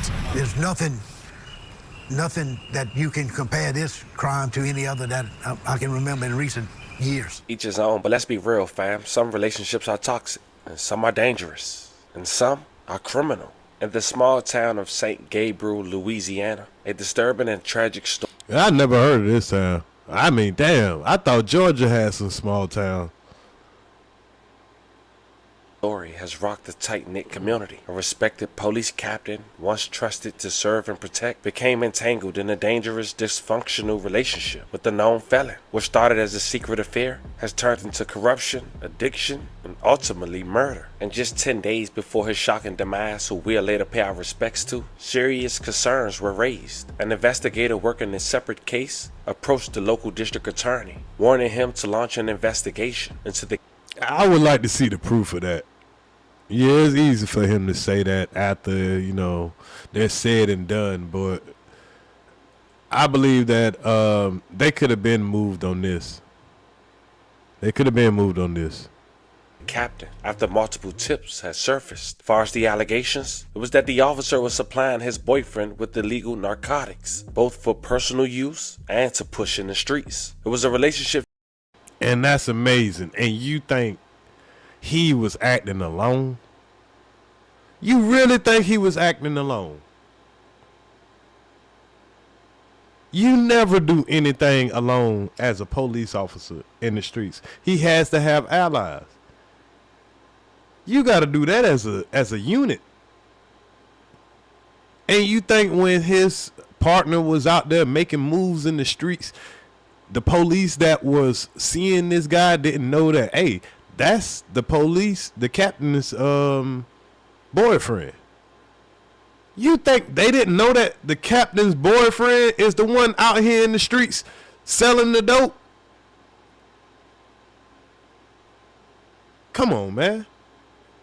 Fueled by power, dependency, and criminal activity, unfolding right under the nose of local law enforcement. And in return, what seemed like an ordinary night in St. Gabriel, it all came to a bloody end. The police captain was later killed by the very man he tried to protect, caught between being loyal to his badge and to his relationship. Apparently he couldn't escape. Today, we'll unravel the details behind this scandalous case, the missed warnings, and how a small town built on trust is now questioning the very people sworn to keep them safe. And that would be a real concern, especially if you staying in a small town like this and, everything is being controlled through the captain, through these two punks running the dope game in the whole city. That's crazy. That's amazing. Before we go over this one, I want you guys to remember, I won't give you no angle. I just give you the story. So with that being said, make sure you like, comment, and subscribe. We're going to jump right to it. Today we're going to St. Gabriel, Louisiana, a small city located about 15 miles south of Baton Rouge. It's known for its rich history and close-knit community. One of its most 15 miles south of Baton Rouge? You might as well just say this South Baton Rouge. 15 miles? Yeah, that's Baton Rouge.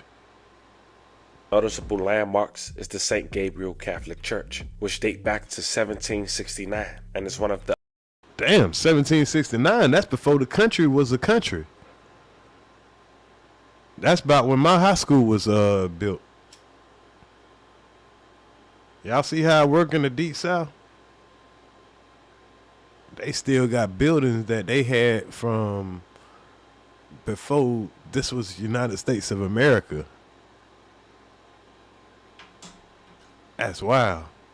Oldest church buildings in the state. The town has a population of just a few thousand people and has traditionally been a quiet residential community. Growing up there was a woman who went by the name of Josie. She was a beloved 4th grade teacher at the former Fable J. Livingston Elementary School in New Iberville, Louisiana. There she had her son David Boutee, who ended up being a captain.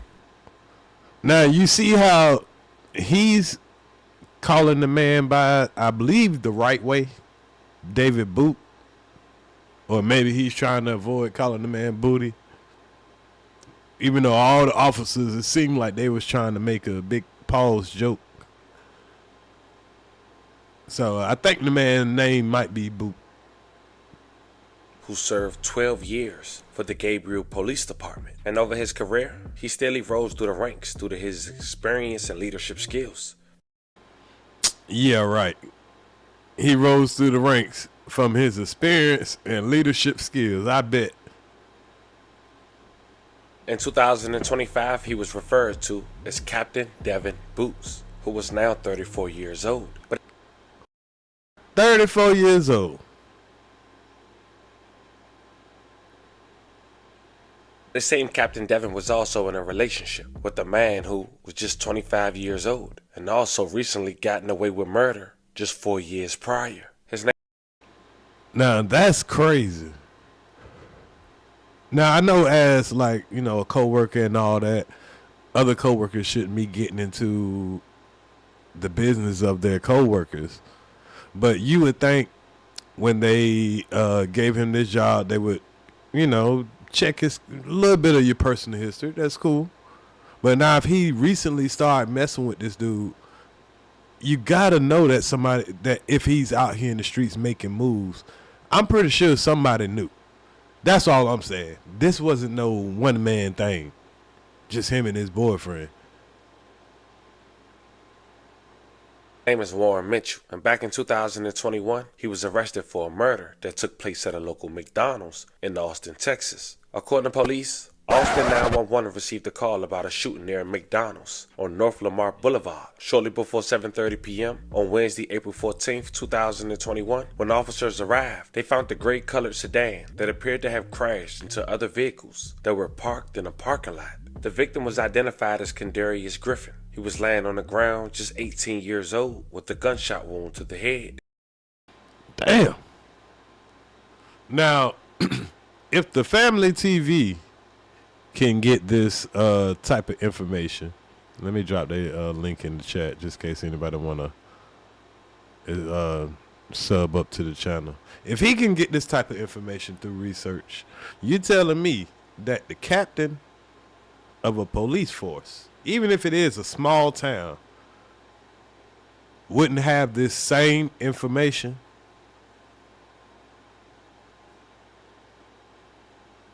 Come on now. May he rest in peace. A love of condolences to his family. The sad part about this, Kendarius had his pregnant girlfriend, 2-year-old daughter, teenage sister, and 2 teenage cousins inside the vehicle when he had a gunshot wound to the head.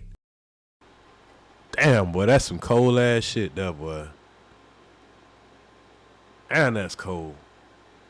It's cold world. Thank God nothing happened to them except being traumatized for the rest of their lives. Everybody ready? Yeah.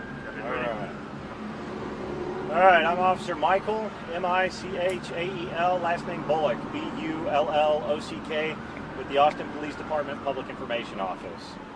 Today at approximately 7:24 p.m., officers responded to a shoot-stab hotshot call here in the 9400 block of North Lamar Boulevard. Call text indicated that a disturbance of some sort was likely occurring in the area, with shots being fired. As officers arrived on scene, they did locate one male victim who appeared to have been injured and immediately began rendering aid to that victim until Austin Travis County EMS and AFD was able to arrive on scene. Unfortunately, that male victim was later pronounced deceased here on scene. At this point in time, we don't know exactly how many people were involved in this disturbance or this incident. However, we are asking for the public's assistance for anyone that saw anything, heard anything, or has any video footage to please contact us. Man, it just seemed like Buddy just always around the wrong type of shit. He one of them. Through our homicide tip line at 512-477-3588 or through Crime Stoppers at 512-472-TIPS. That's 512-472-8477. And please remember that Crime Stoppers offers a $1,000 reward for anyone who has information that could lead to an arrest in this incident. At this point in time, again, it is very early on in our investigation. However, we don't have any reason to believe there's an ongoing threat to the general public at this point in time. Can you explain a little bit more about the damage to the silver vehicle that's inside the crime scene there?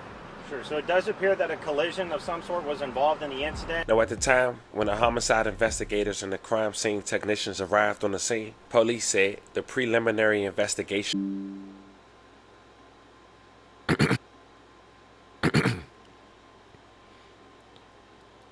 All right, y'all. Come on, man.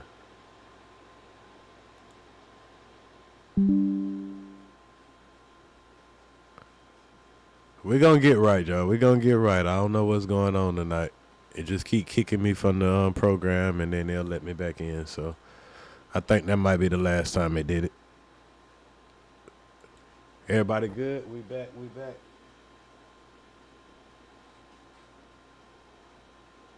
All right, yep. I see we back. So let's go. Let's keep it going.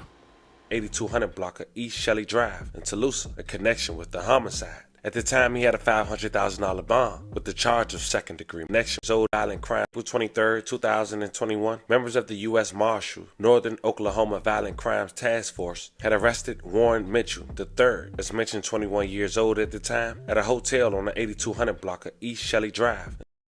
But that boy was getting around, so he knew he had done, been involved with something in Austin, Texas.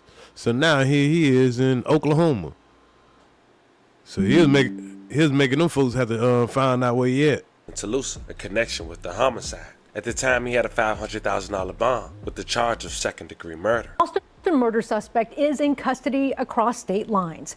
U.S. Marshals tracked down 21-year-old Warren Mitchell III in Tulsa, Oklahoma, and arrested him late last night. He's accused of shooting and killing 18-year-old Kadarius Griffin near the McDonald's off North Lamar Boulevard near Rumberg Lane last week. A pregnant woman and several children were in the car with Griffin when the shooting happened, but they were not hurt. Austin police investigated Griffin's death, and a judge issued a warrant for Mitchell's arrest on Thursday. Right now, he's in a detention center in Tulsa with his bond set at $500,000. Now, how do you, as a police captain, boy, this boy here knew how to finesse these dudes. He finessed his way into the police after he done had a murder charge, and it sounded like he must have beat it.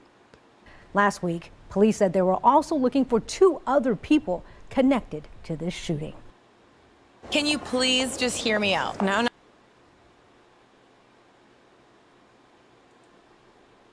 Was the first to get arrested, and he talked to them boys. And how I know? Connected to this shooting. Warren was the first to get arrested, and he talked to them boys. And how I know? Well, in 2024, one of his co-defendants went to trial. Warren had testified, and it explained him going home less than a year. You see, on the last day of January... Boy, that boy, that is dangerous. He wasn't a trigger man, though. So, do you supposed to go to prison for, somebody else being the trigger man? Something you probably ain't had nothing to do with. You supposed to go to prison for the rest of your life? They got evidence that you was there. So that boy, that boy is dangerous though. Last year, a Travis County jury handed down a 23-year prison sentence to Cornelius Cooks after he was found guilty of 1 count of murder. Well, that look like Lil Scrappy. Shit.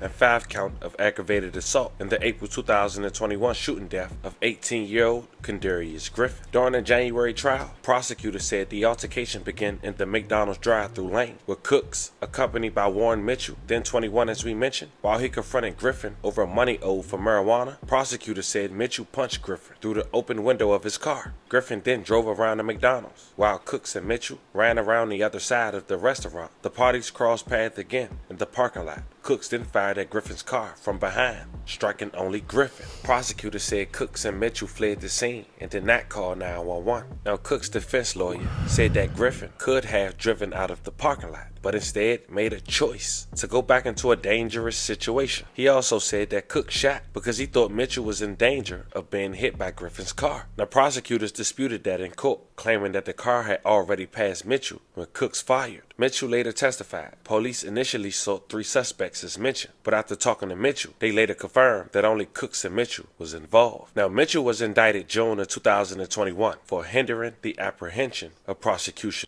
So he could have got details just like that. Because that all comes into the transcripts and everything. Of Cooks. He pled no contest and was sentenced to 118 days in jail. And because of that, he fled to a...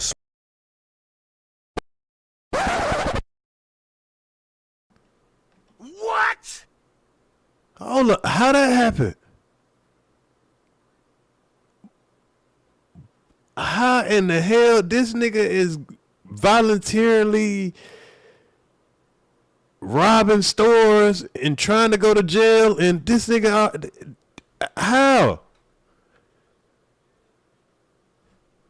Mitchell later testified. Police initially sought 3 suspects as mentioned, but after talking to Mitchell, they later confirmed that only Cooks and Mitchell was involved. Now, Mitchell was indicted June of 2021 for hindering the apprehension of prosecution of Cooks. He pled no contest and was sentenced to 118 days in jail. And because of that, he fled to a small town in Louisiana, as we just mentioned, St. Gabriel. And this time, he managed to be in a relationship with the police captain, whose You telling me that the police ain't have nothing to do with that?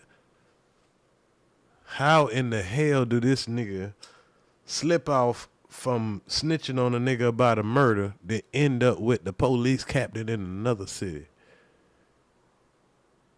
Boy, this boy here Lucifer.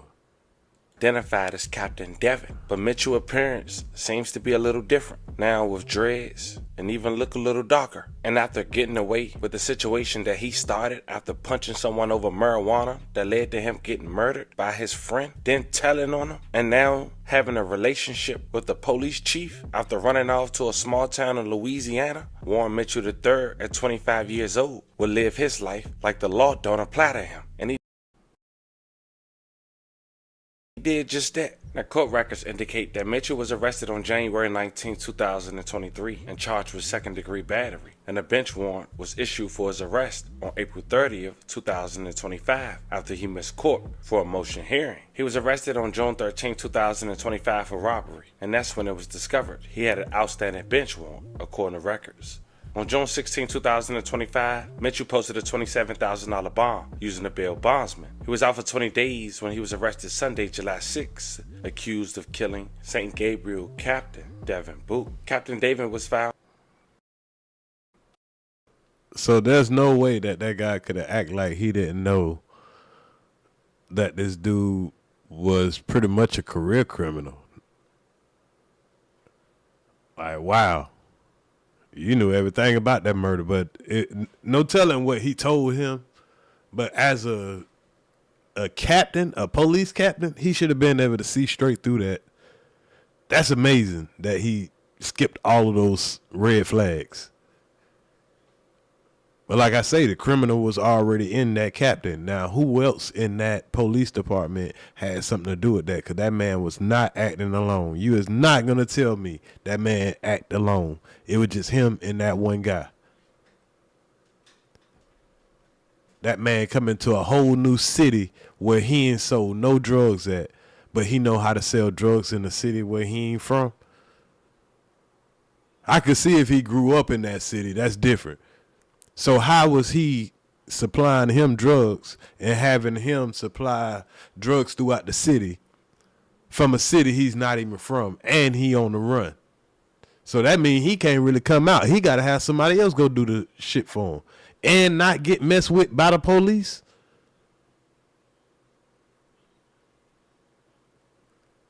So you can tell this is somebody else. This go deeper than just, the captain got off by his boyfriend.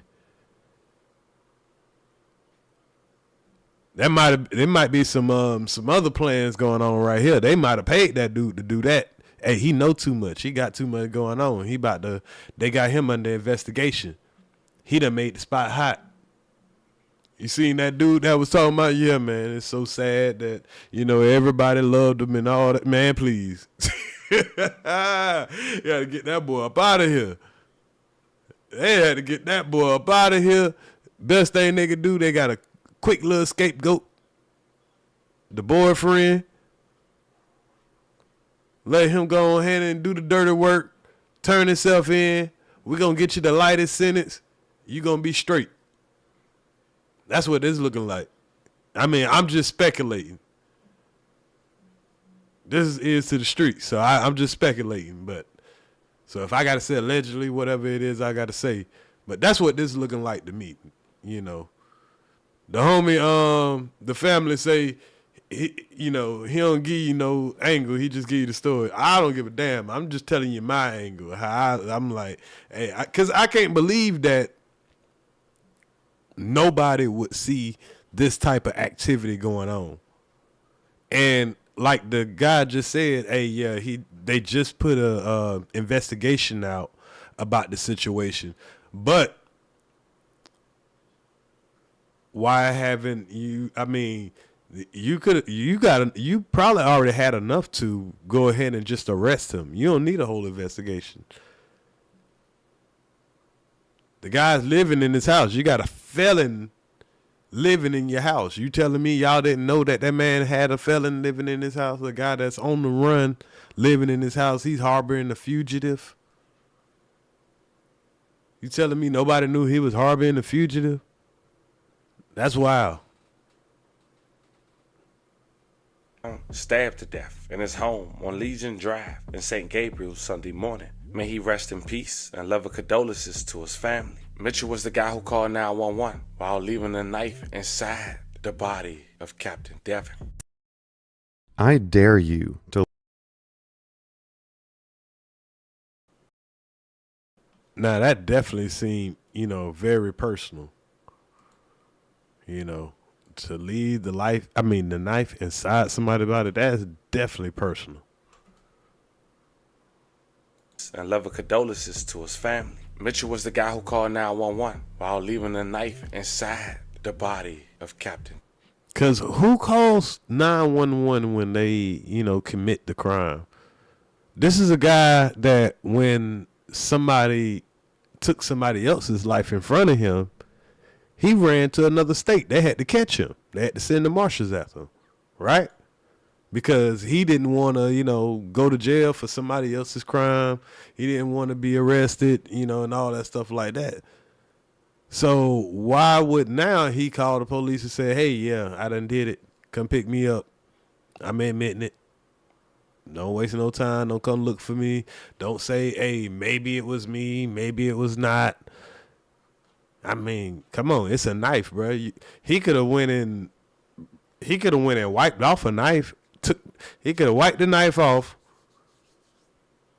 cleaned up everything in there that had anything to make it look like he was there, and got away and made it a mystery. They would have had to come and find him when they found him. He would have started stinking or not showed up to work or something like that before they would have realized that he's gone. And by then, Buddy could have been in Mexico. So why would he voluntarily just call the police and say, yep, he's gone. I did it. Come get me. Take me to jail.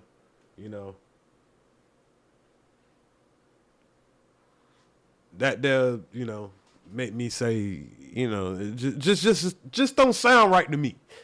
It can sound right to y'all, but it just don't sound right to me. Devin. A day after the stabbing death of a St. Gabriel police captain, the investigative unit uncovered a bombshell about what led to the killing. The Iberville Parish Sheriff's Office confirms Captain Devin Boutee and the suspect Warren Mitchell were in a relationship that spun out of control for both of them. Best casualty with what she uncovered. Michael, Sylvia, this explosive information comes from the sheriff's office, where investigators told me Boutee and Mitchell were already on their radar after several tips. On Sunday, news of 34-year-old. Now, they would say that now because they want to make sure. And this is just, me. This is just me. If anybody else had something to do with what they had going on as far as, transaction and selling drugs, because it's hard for me to believe that a guy on the run, and kind of ducking smoke because, he was involved in some type of snitching or whatever, can just go to a random town and link up with a captain of a police force. That is, and nobody know. And the man just selling drugs around there, getting supplied and selling drugs. Now, how much drugs? Cause they could be exaggerating. He could just be making a little 20 and, just getting enough just to, get by. But I doubt it.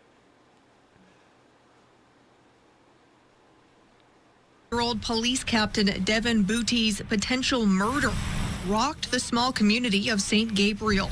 Devin was in love with the police department and the city of St. Gabriel. He loved this community and they loved him. How? If he was selling dope in it? Because you the one found him. You the one seen the dope that's in the house. I'm pretty sure your department is saying, hey, yeah, this guy has been selling dope within the city and he got this guy in his house. He's harboring a fugitive. This as of when you're giving this statement. Okay, cool. Give you condolences. Yeah. I feel sorry for his family. But for the fact you talking about, oh, he loved this whole community and the community loved him. You mean the people who are dying from the dope that he's selling? He's not selling weed. Because y'all tell us how many people die from methamphetamines and all these drugs and all that stuff like that. But when it's one of your own that's in there and they creating a circle of whatever, and you're using a guy that's on the run for whatever it is he was on the run, because y'all said he was on the run. This man knew everything that we just found out through watching the research of a YouTuber about this man's history, and you're telling me a captain of a police force, and y'all got all them cars behind you, all this technology, all this intelligence behind you, and you telling me not one of y'all knew what he was up to? And I ain't talking about just from last week, because this, you know, it had to be going on for a long time. If he's doing what y'all said, he was supplying them with drugs and he was selling drugs in the community. And now you're sitting up here talking about, oh, the community loved him. He loved the community. But would you say that if I got caught with drugs like that, that type of drugs or whatever, would you be saying I love the community and the community loved me? I highly doubt it. Boutee's chief, Kevin Ambeau, was the first person to find his body. Hopefully I'll never have to witness something like that again. He tells us it was Boutee's boyfriend, Warren Mitchell III, who alerted him. I was notified by the sailor, sent an officer out. I came out and checked myself, and I ended up finding him succumbed to his injuries. Mitchell confessed over the phone. The sheriff's office says Boutee was ambushed here in his home while he was sleeping. Mitchell allegedly stabbed him twice, once in the front and in the back. And investigators recovered that kitchen knife still inside Boutee when they arrived. What they also recovered inside the home that the police captain and Mitchell had been sharing, drugs. According to the sheriff's office, Boutee had been providing Mitchell with weed and meth to sell and use. Seems to be that Boutee lost his direction through the relationship with this man. And yet we just seen two officers of the law in that town come up and not just be honest about who this guy was. Now, condolences to his family. You know, we could separate that. But you're saying that this man was literally providing drugs to the community, and you're saying that, oh, this man, the guy that came along and he was already accused of unaliving somebody, and he's already got this history of running from the police, and he goes and have a relationship with him without knowing the type of stuff that he's into, to the point where he's cooperating with him, and you're talking about he lost his way because of this dude? No, he made a decision just like every other citizen does when they get locked away. Now, of course, you can't lock them up, and I'm not saying come out here and bash the man, but coming out here and giving compliments and trying to act like they're a pillar of the community, that's kind of insulting. Just report the story and say, hey, he was in bed with the wrong people, and it's unfortunate for the family, but if anybody knew the consequences of dealing with these type of people, especially with that guy's history, it should have been the captain of this police force. And we are all embarrassed, and we're doing a full investigation of everybody to see what kind of operation was going on right up under our nose, and we didn't know anything about it. We take full accountability. You'll never hear him say no shit like that. It clouded his judgment. Sheriff Brett Stassi says he had gotten a tip about this weeks ago. That would be our jurisdiction. And actually asked the Attorney General's office to investigate Boutee just 10 days before he was killed. There's nothing that you can compare this crime to any other that I can remember in recent years. The suspect, 25-year-old Warren Mitchell III, has a lengthy criminal past. Drugs, robbery, even some indecent behavior with back when he was a juvenile. And was even a suspect in a murder in Texas in 2021. So all of this information that they got on him, all this stuff that they're making sure that they let you know about this guy. Oh yeah, this the bad guy, this the bad guy, this bad guy. I feel like they put that knife in his back. I feel like that's like a message. That's like a, you know, because why didn't he, you know, shoot him? Why didn't he strangle him? Why didn't he turn on the oven and gas, you know, make him go out by carbon monoxide? Like, that's crazy. Who stabs a person and like, okay, they're definitely gonna die. I'm stabbing them one time in the stomach and stabbing them twice in the back, or whatever they said. I think they said 2 times in the front and 1 time in the back. That definitely sounds like a crime of passion. But at the same time, it's very weird that he would have that much passion, or if he was a victim, which I'm pretty sure he's going to say he is, because this guy has all the power. That's why it's very weird to be saying, oh, the community love him, he love the community, and, you know, oh, this guy made him do something that he didn't, they're blaming him. But it sounds like he is a little bit of a victim. If he was, you know, kind of being trapped into a relationship, or how they say it, coerced into this situation, as we learned that people can be. In fact, he was out on bond for a robbery he allegedly committed last month when the stabbing happened. We've talked to the people in the community. You can sell.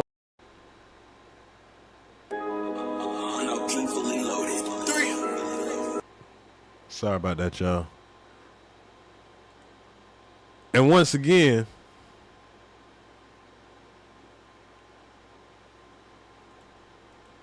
we know that he had to be full aware of this guy being on the run, this guy being out on bond, because if he had that charge in Austin and then came here and now he done committed this so-called robbery, you definitely can't have this man in your house. Y'all sharing a house together. And I heard them say, that's where all the fighting and maybe all the tension came between them. Because he probably like, hey man, you can't live with me, you got this, you know, you making shit hot. And he's intentionally trying to go to jail. So I think this had to do with him potentially exposing everybody. And if there was any other officers that had any affiliates with this situational ship that they had going on, and there was a threat of, you know, this guy being able to release any of that information, they probably did pay this one man to off him. And hey, you better keep an eye on this brother here, because he might turn up missing too while he in the jail cell. And now they ain't got nobody that can tell what's been going on in that city between these tactical teams. Little small town, a couple of thousand people. Hey, that's a lot of power still in their little town. I ain't lying. He says that robbery was a key point in the pair's increasingly toxic relationship. He thought that he was trapped in this relationship and this was the only way out. He had attempted a couple times prior to get out of this relationship, and he couldn't seem to get away. Meaning what? I ain't never heard a fellow officer make the victim sound like the perpetrator. He's like, Yeah, the guy that actually, took him out, yeah, man, he was trying to get away from this guy. He's making Captain Boutee sound like Diddy. Have you ever heard a police officer or a law enforcement officer losing their life and one of their co-worker, one of their fellow men in blue, make them sound like, make the perpetrator sound like he was in self-defense? That's amazing. A few weeks ago, he did a robbery at a store, knowing that he would be arrested and brought to jail. And that in fact happened. He posted a $27,000 bond, and Captain Boutee went to the store and tried to repay the money and asked that they would come forward to drop charge. And you would think they would probably keep that to themselves, being that, this captain ended up being the victim. They would just, hey, the public don't really need to know that. We know it. He's gone now.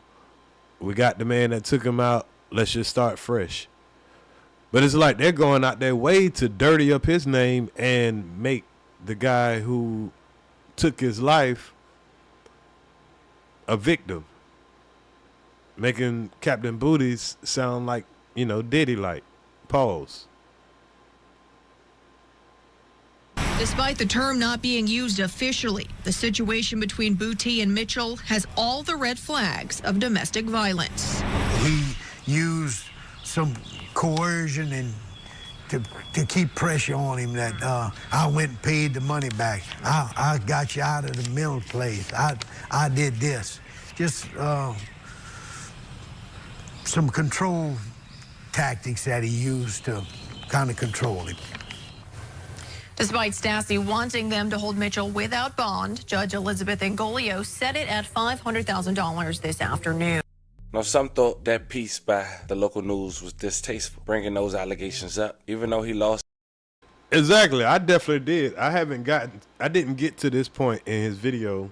I had heard, hell, it don't take me nothing about 5 or 10 minutes to realize that, hey, it's a video that I want to go over.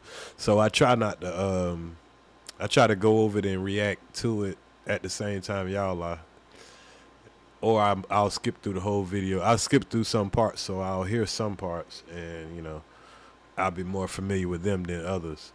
But he definitely, a lot of people caught the same thing that I just caught, and hopefully y'all caught it too. And I'm just pretty much giving my opinion out loud.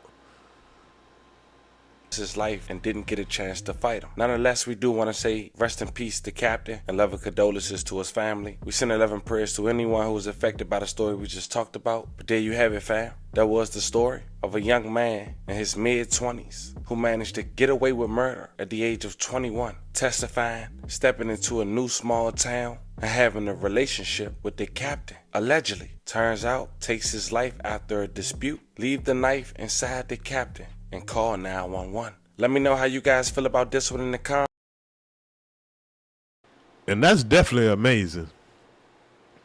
It's very odd. Very, very, very, very, very, very, very odd. So I think that was a great breakdown. I was going to pull up the article and read it myself, but I think it ain't saying anything different than what was broke down in that video. Shout out to the Family TV. I put the link in the chat. Maybe I should put it in the description also when I use these videos. But if y'all want to sub up to that channel, man, it's a lot of good content.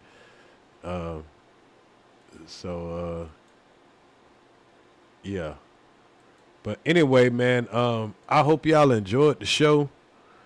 If you haven't, if you're just getting in here, shout out, I see David Johnson.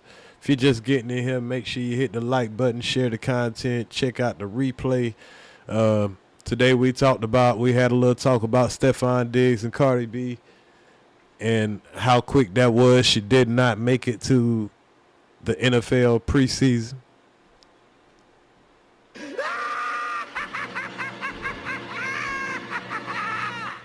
You know, she went to a couple of basketball games. He took her to a castle for about $1,200 a night.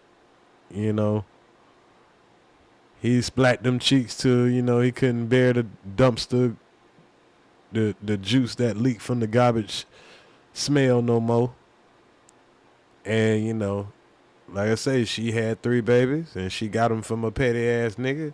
This man don't want to have to see that man every day or have to be reminded of this man all the time for the rest of his life. I mean, I don't know if she was just dating just to smash and want to smash on the young niggas that she like. Cool, just say that. But, you know, she trying to fool everybody and think that she's about to be in this much happier place because she's about to be married to an NFL player, and that just wasn't how it's going. That just wasn't the plan that the brother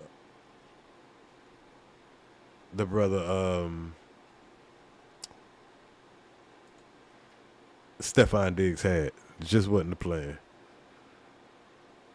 But hey, maybe we all can be wrong. Maybe they just erase all of their Instagram pictures and stuff, and they just gonna be low key and they gonna get married, and he's gonna be the new Russell Wilson, and he's gonna be the best stepdaddy ever. We all are wrong. Maybe that's the case. Maybe we all are just haters. But from what it looked like, it should be a lesson to, you know, all these people out here that, you know, hey, if you got a family with somebody, unless that motherfucker trying to kill you, just hold it together as long as you can to get them damn kids through school or whatever, and co-parent from inside the damn house. You know, if you're going to do your thing, just do it respectfully and just co-parent. It ain't doing you no good to be separated and all over the place and all that shit out here embarrassing yourself and all that. Stop trying to be outside. Like DJ Axe said, you know, you need to be inside. Ain't nothing wrong with that. And that go for men too. Stop trying to be outside. You need to be your ass inside. And then you won't have to worry about so much of this shit. Now, we also talked about AI, you know, with they sassy shit. AI has been real sassy. I've been using Gemini, and every now and then he be, you know, getting a little sassy with me and everything. And how people are having AI and not realizing that, you know, they're going to tell you whatever the fuck you want to hear. So got to be careful about letting your kids use it because, you know, there's a thing called feelings, and whatever a person is missing, AI, just like a crook, will exploit that part of you if you're not careful, because they're built to, you know, cater to you, and that can sometimes be a bad thing. So we talked about the couple that, you know, the woman thought that the AI was going to tell her man to leave her. Well, you shouldn't have to be worrying about that, you know. You need to just tighten the fuck up. So if AI say that you bad for that man, shit, AI might be ain't lying. You just don't want to, you know, you just don't want to change. Well, you need to tighten the fuck up. So don't let your boyfriend or girlfriend leave you for AI. That's the message of that. And then we had, you know, Captain Boutee and all the people that are hiding and, you know, trying to act like they ain't have nothing to do with him harboring a fugitive and, you know, them supplying drugs and stuff around the community. And then now he all of a sudden got stabbed in the back. And the guy called the police and said, yeah, I did it. Come get me. I want to go to jail. But he didn't want to go to jail last time. So it ain't nothing wrong with this guy. This guy ain't crazy. But y'all want us to believe that this is an open and shut case, Johnson. Don't worry about nothing, y'all. There ain't nothing to see here. Open it. We got the bad guy. Everything's done. Hey, nobody look over here. We ain't, yeah, whatever he had going on, that was just him. He was a lone wolf. But there's a lot of questions that should be asked in that situation, in my opinion. But Anyway, y'all tell me what y'all think. I hope y'all enjoyed the show. Make sure you hit the like button. I'm going to make sure I throw a couple of shout-outs out there. Shout out to Mom Boss. I think she was just in here. Shout out to Love Lace. I think she done went to bed, but in case she catch the replay, shout out to, Carl Belton. I see you, homie. Salute to you. Shout out to Teran. Shout out to Steady Grinding. We got Joshua Hawkins, Just Jay. Shout out to my dog, Jimmy McFly. See you in the area. Brittany Smith, salute to you. Nick Lee, salute to you. Triple S, much love to Triple S. R&B Garvey, salute to you. Chocolate Candy Lady, I know you out there somewhere. Just everybody that done stepped through, the steppers that always come through for Ears to the Streets. Eclipse, salute to you. Hitman, salute to you. Lord King, salute to you. Anybody that's out there watching in the bushes, I know you're out there and you just enjoying the show, whether you're at work. Shout out to Helima for showing the love. David Johnson, I think I already said you, but hey, shit, shout out to you 2 times because I know you're a day one. And we're going to get up out of here. Of course, I'll play a video. JT Money Man, salute to you. And I'm going to be back in a little bit, man. I'm going to get back on my gaming shit, man. I got to, I got this little bit of time. I want to get my little rank up on the Madden.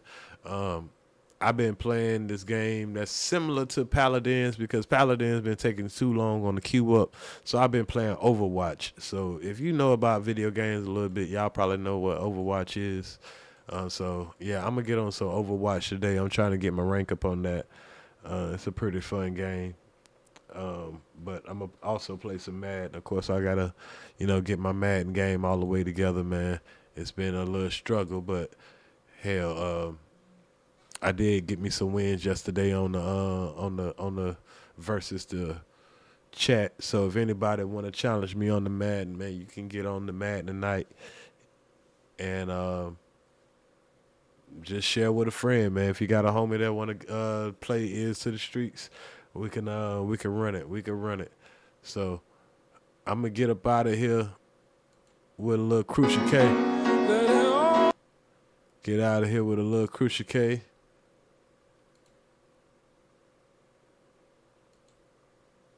And you know they're fucked up.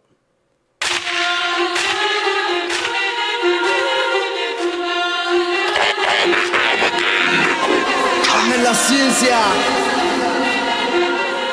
I'd like to know, are you really ready for some super dynamite?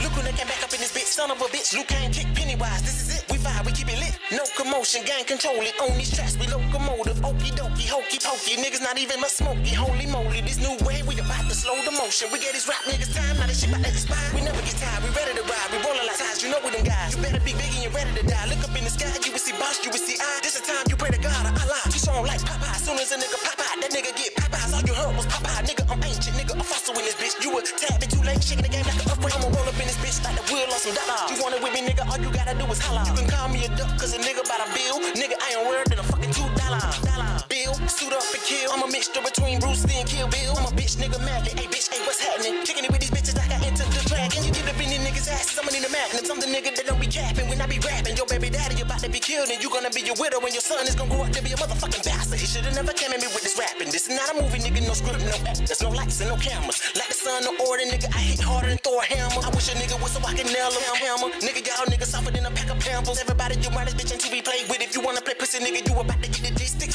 click, the wrong niggas to fuck with. Leave a nigga head lit like a nigga struck a big arm and hammer. We are two legends, get up in the ring. I am Captain Devin Boutee, the American dream. Hey, you know you done fucked up, right? Hey, you know you done fucked up. Y'all had enough time, I ain't even lying. Hey, you know you done fucked up.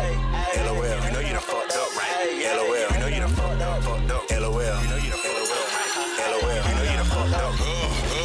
Till they get to these motherfuckers think that I'm playing with a nigga. Lego. I can switch hands on a nigga. I ain't leaving no chance for a nigga. It's the third time niggas had to learn y'all niggas. Switch slang, hit curves, and burn y'all niggas. Had to give a nigga straight like a perm, my nigga. Ain't smoke, they go big worm, my nigga. These niggas better sit up and realize I don't feel them. They don't want a nigga to hit them and come get them. Ain't no babysitting niggas I really would get rid of them. Slide on a nigga, and that shit really kills. See, they know we in the building, and I'm talking top 2. Motherfuck your feeling, and I ain't even talking about the city, nigga.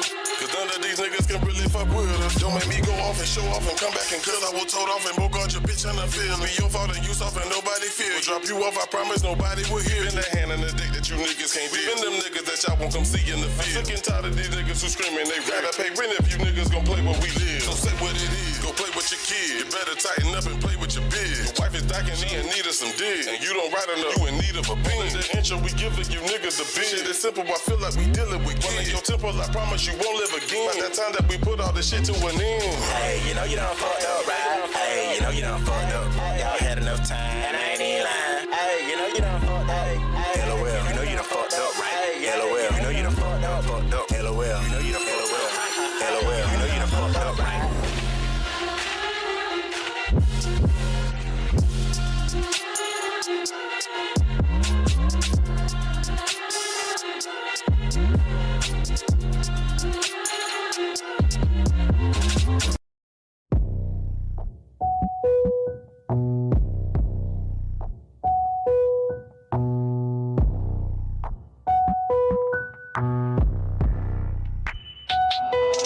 Oh, you're going crazy. Oh, you're going crazy. You're going crazy. You better march when I step. You better march when I step. Nigga, march when I step. You better march when I step. Nigga, better march when I step. Nigga, march when I step. March when I step. You better march when I step. You better march when I step. Nigga, better march when I step. You better march when I step. You better march when I step. You better march when I step. Nigga, march when I step. You better march when I step. March when I step. Them Georgia boys. Hey, but we not from Atlanta. It's Boss Man the Blick and it's Crucial the Cake. When we come together, nigga, form on me hammer. Fuck it, I had no manners. They sleeping on us good in they pajamas. I bam 'em, nail 'em down like a hammer. Stop playing with 'em, gon' kill 'em, nigga. Damn, what's next, nigga? I don't even know. I'm a giant around this bitch, nigga. ep.5. I been round and around this game like a rope. It's about to go down like a motherfucking slope. If I had to be an animal, I'd probably be a goat. And I stay up in the hood, you can call me a coat. Can't beat me in rapping, nor beat me in trapping. Can't beat me in chess or tic-tac-toe. You better march when I step. You better march when I step. Nigga, march when I step. You better march when I step. Nigga, march when I step. Nigga, march when I step. March when I step. You better march when I step. You better march when I step. You better march when I step. You better march when I step. You better march when I step. You better march when I step. Nigga, march when I step. You better march when I step. March when I step. I'm the lieutenant. I'm checking you bitches ain't minding your business. I'm from the trenches, you niggas ain't taking it serious. Pussies, they tend to be curious. You gotta be kidding me. Keep me a remedy. His head on the guillotine, that what it finna be. I know you scared of me, that what it better be. Open chest, nigga, but this ain't no let it be. So what are you telling me? Greener than celery. I know the truth that you niggas prepare for me. All of these bitches, I know they don't care for me. I'm cooking them up and I been had the recipe. Softer than pleasure me. Bitches, they pleasure me. That ass be so soft and shaped like the letter B. Calling me king and they wanna be queen. You messy little bitches, I do not fuck with you. You better march when I step. You better march when I step. Nigga, march when I step. You better march when I step. Nigga, better march when I step. Nigga, march when I step. March when I step. You better march when I step. You better march when I step. Nigga, better march when I step. You better march when I step. Nigga, better march when I step. You better march when I step. Nigga, march when I step. You better march when I step. March when I step.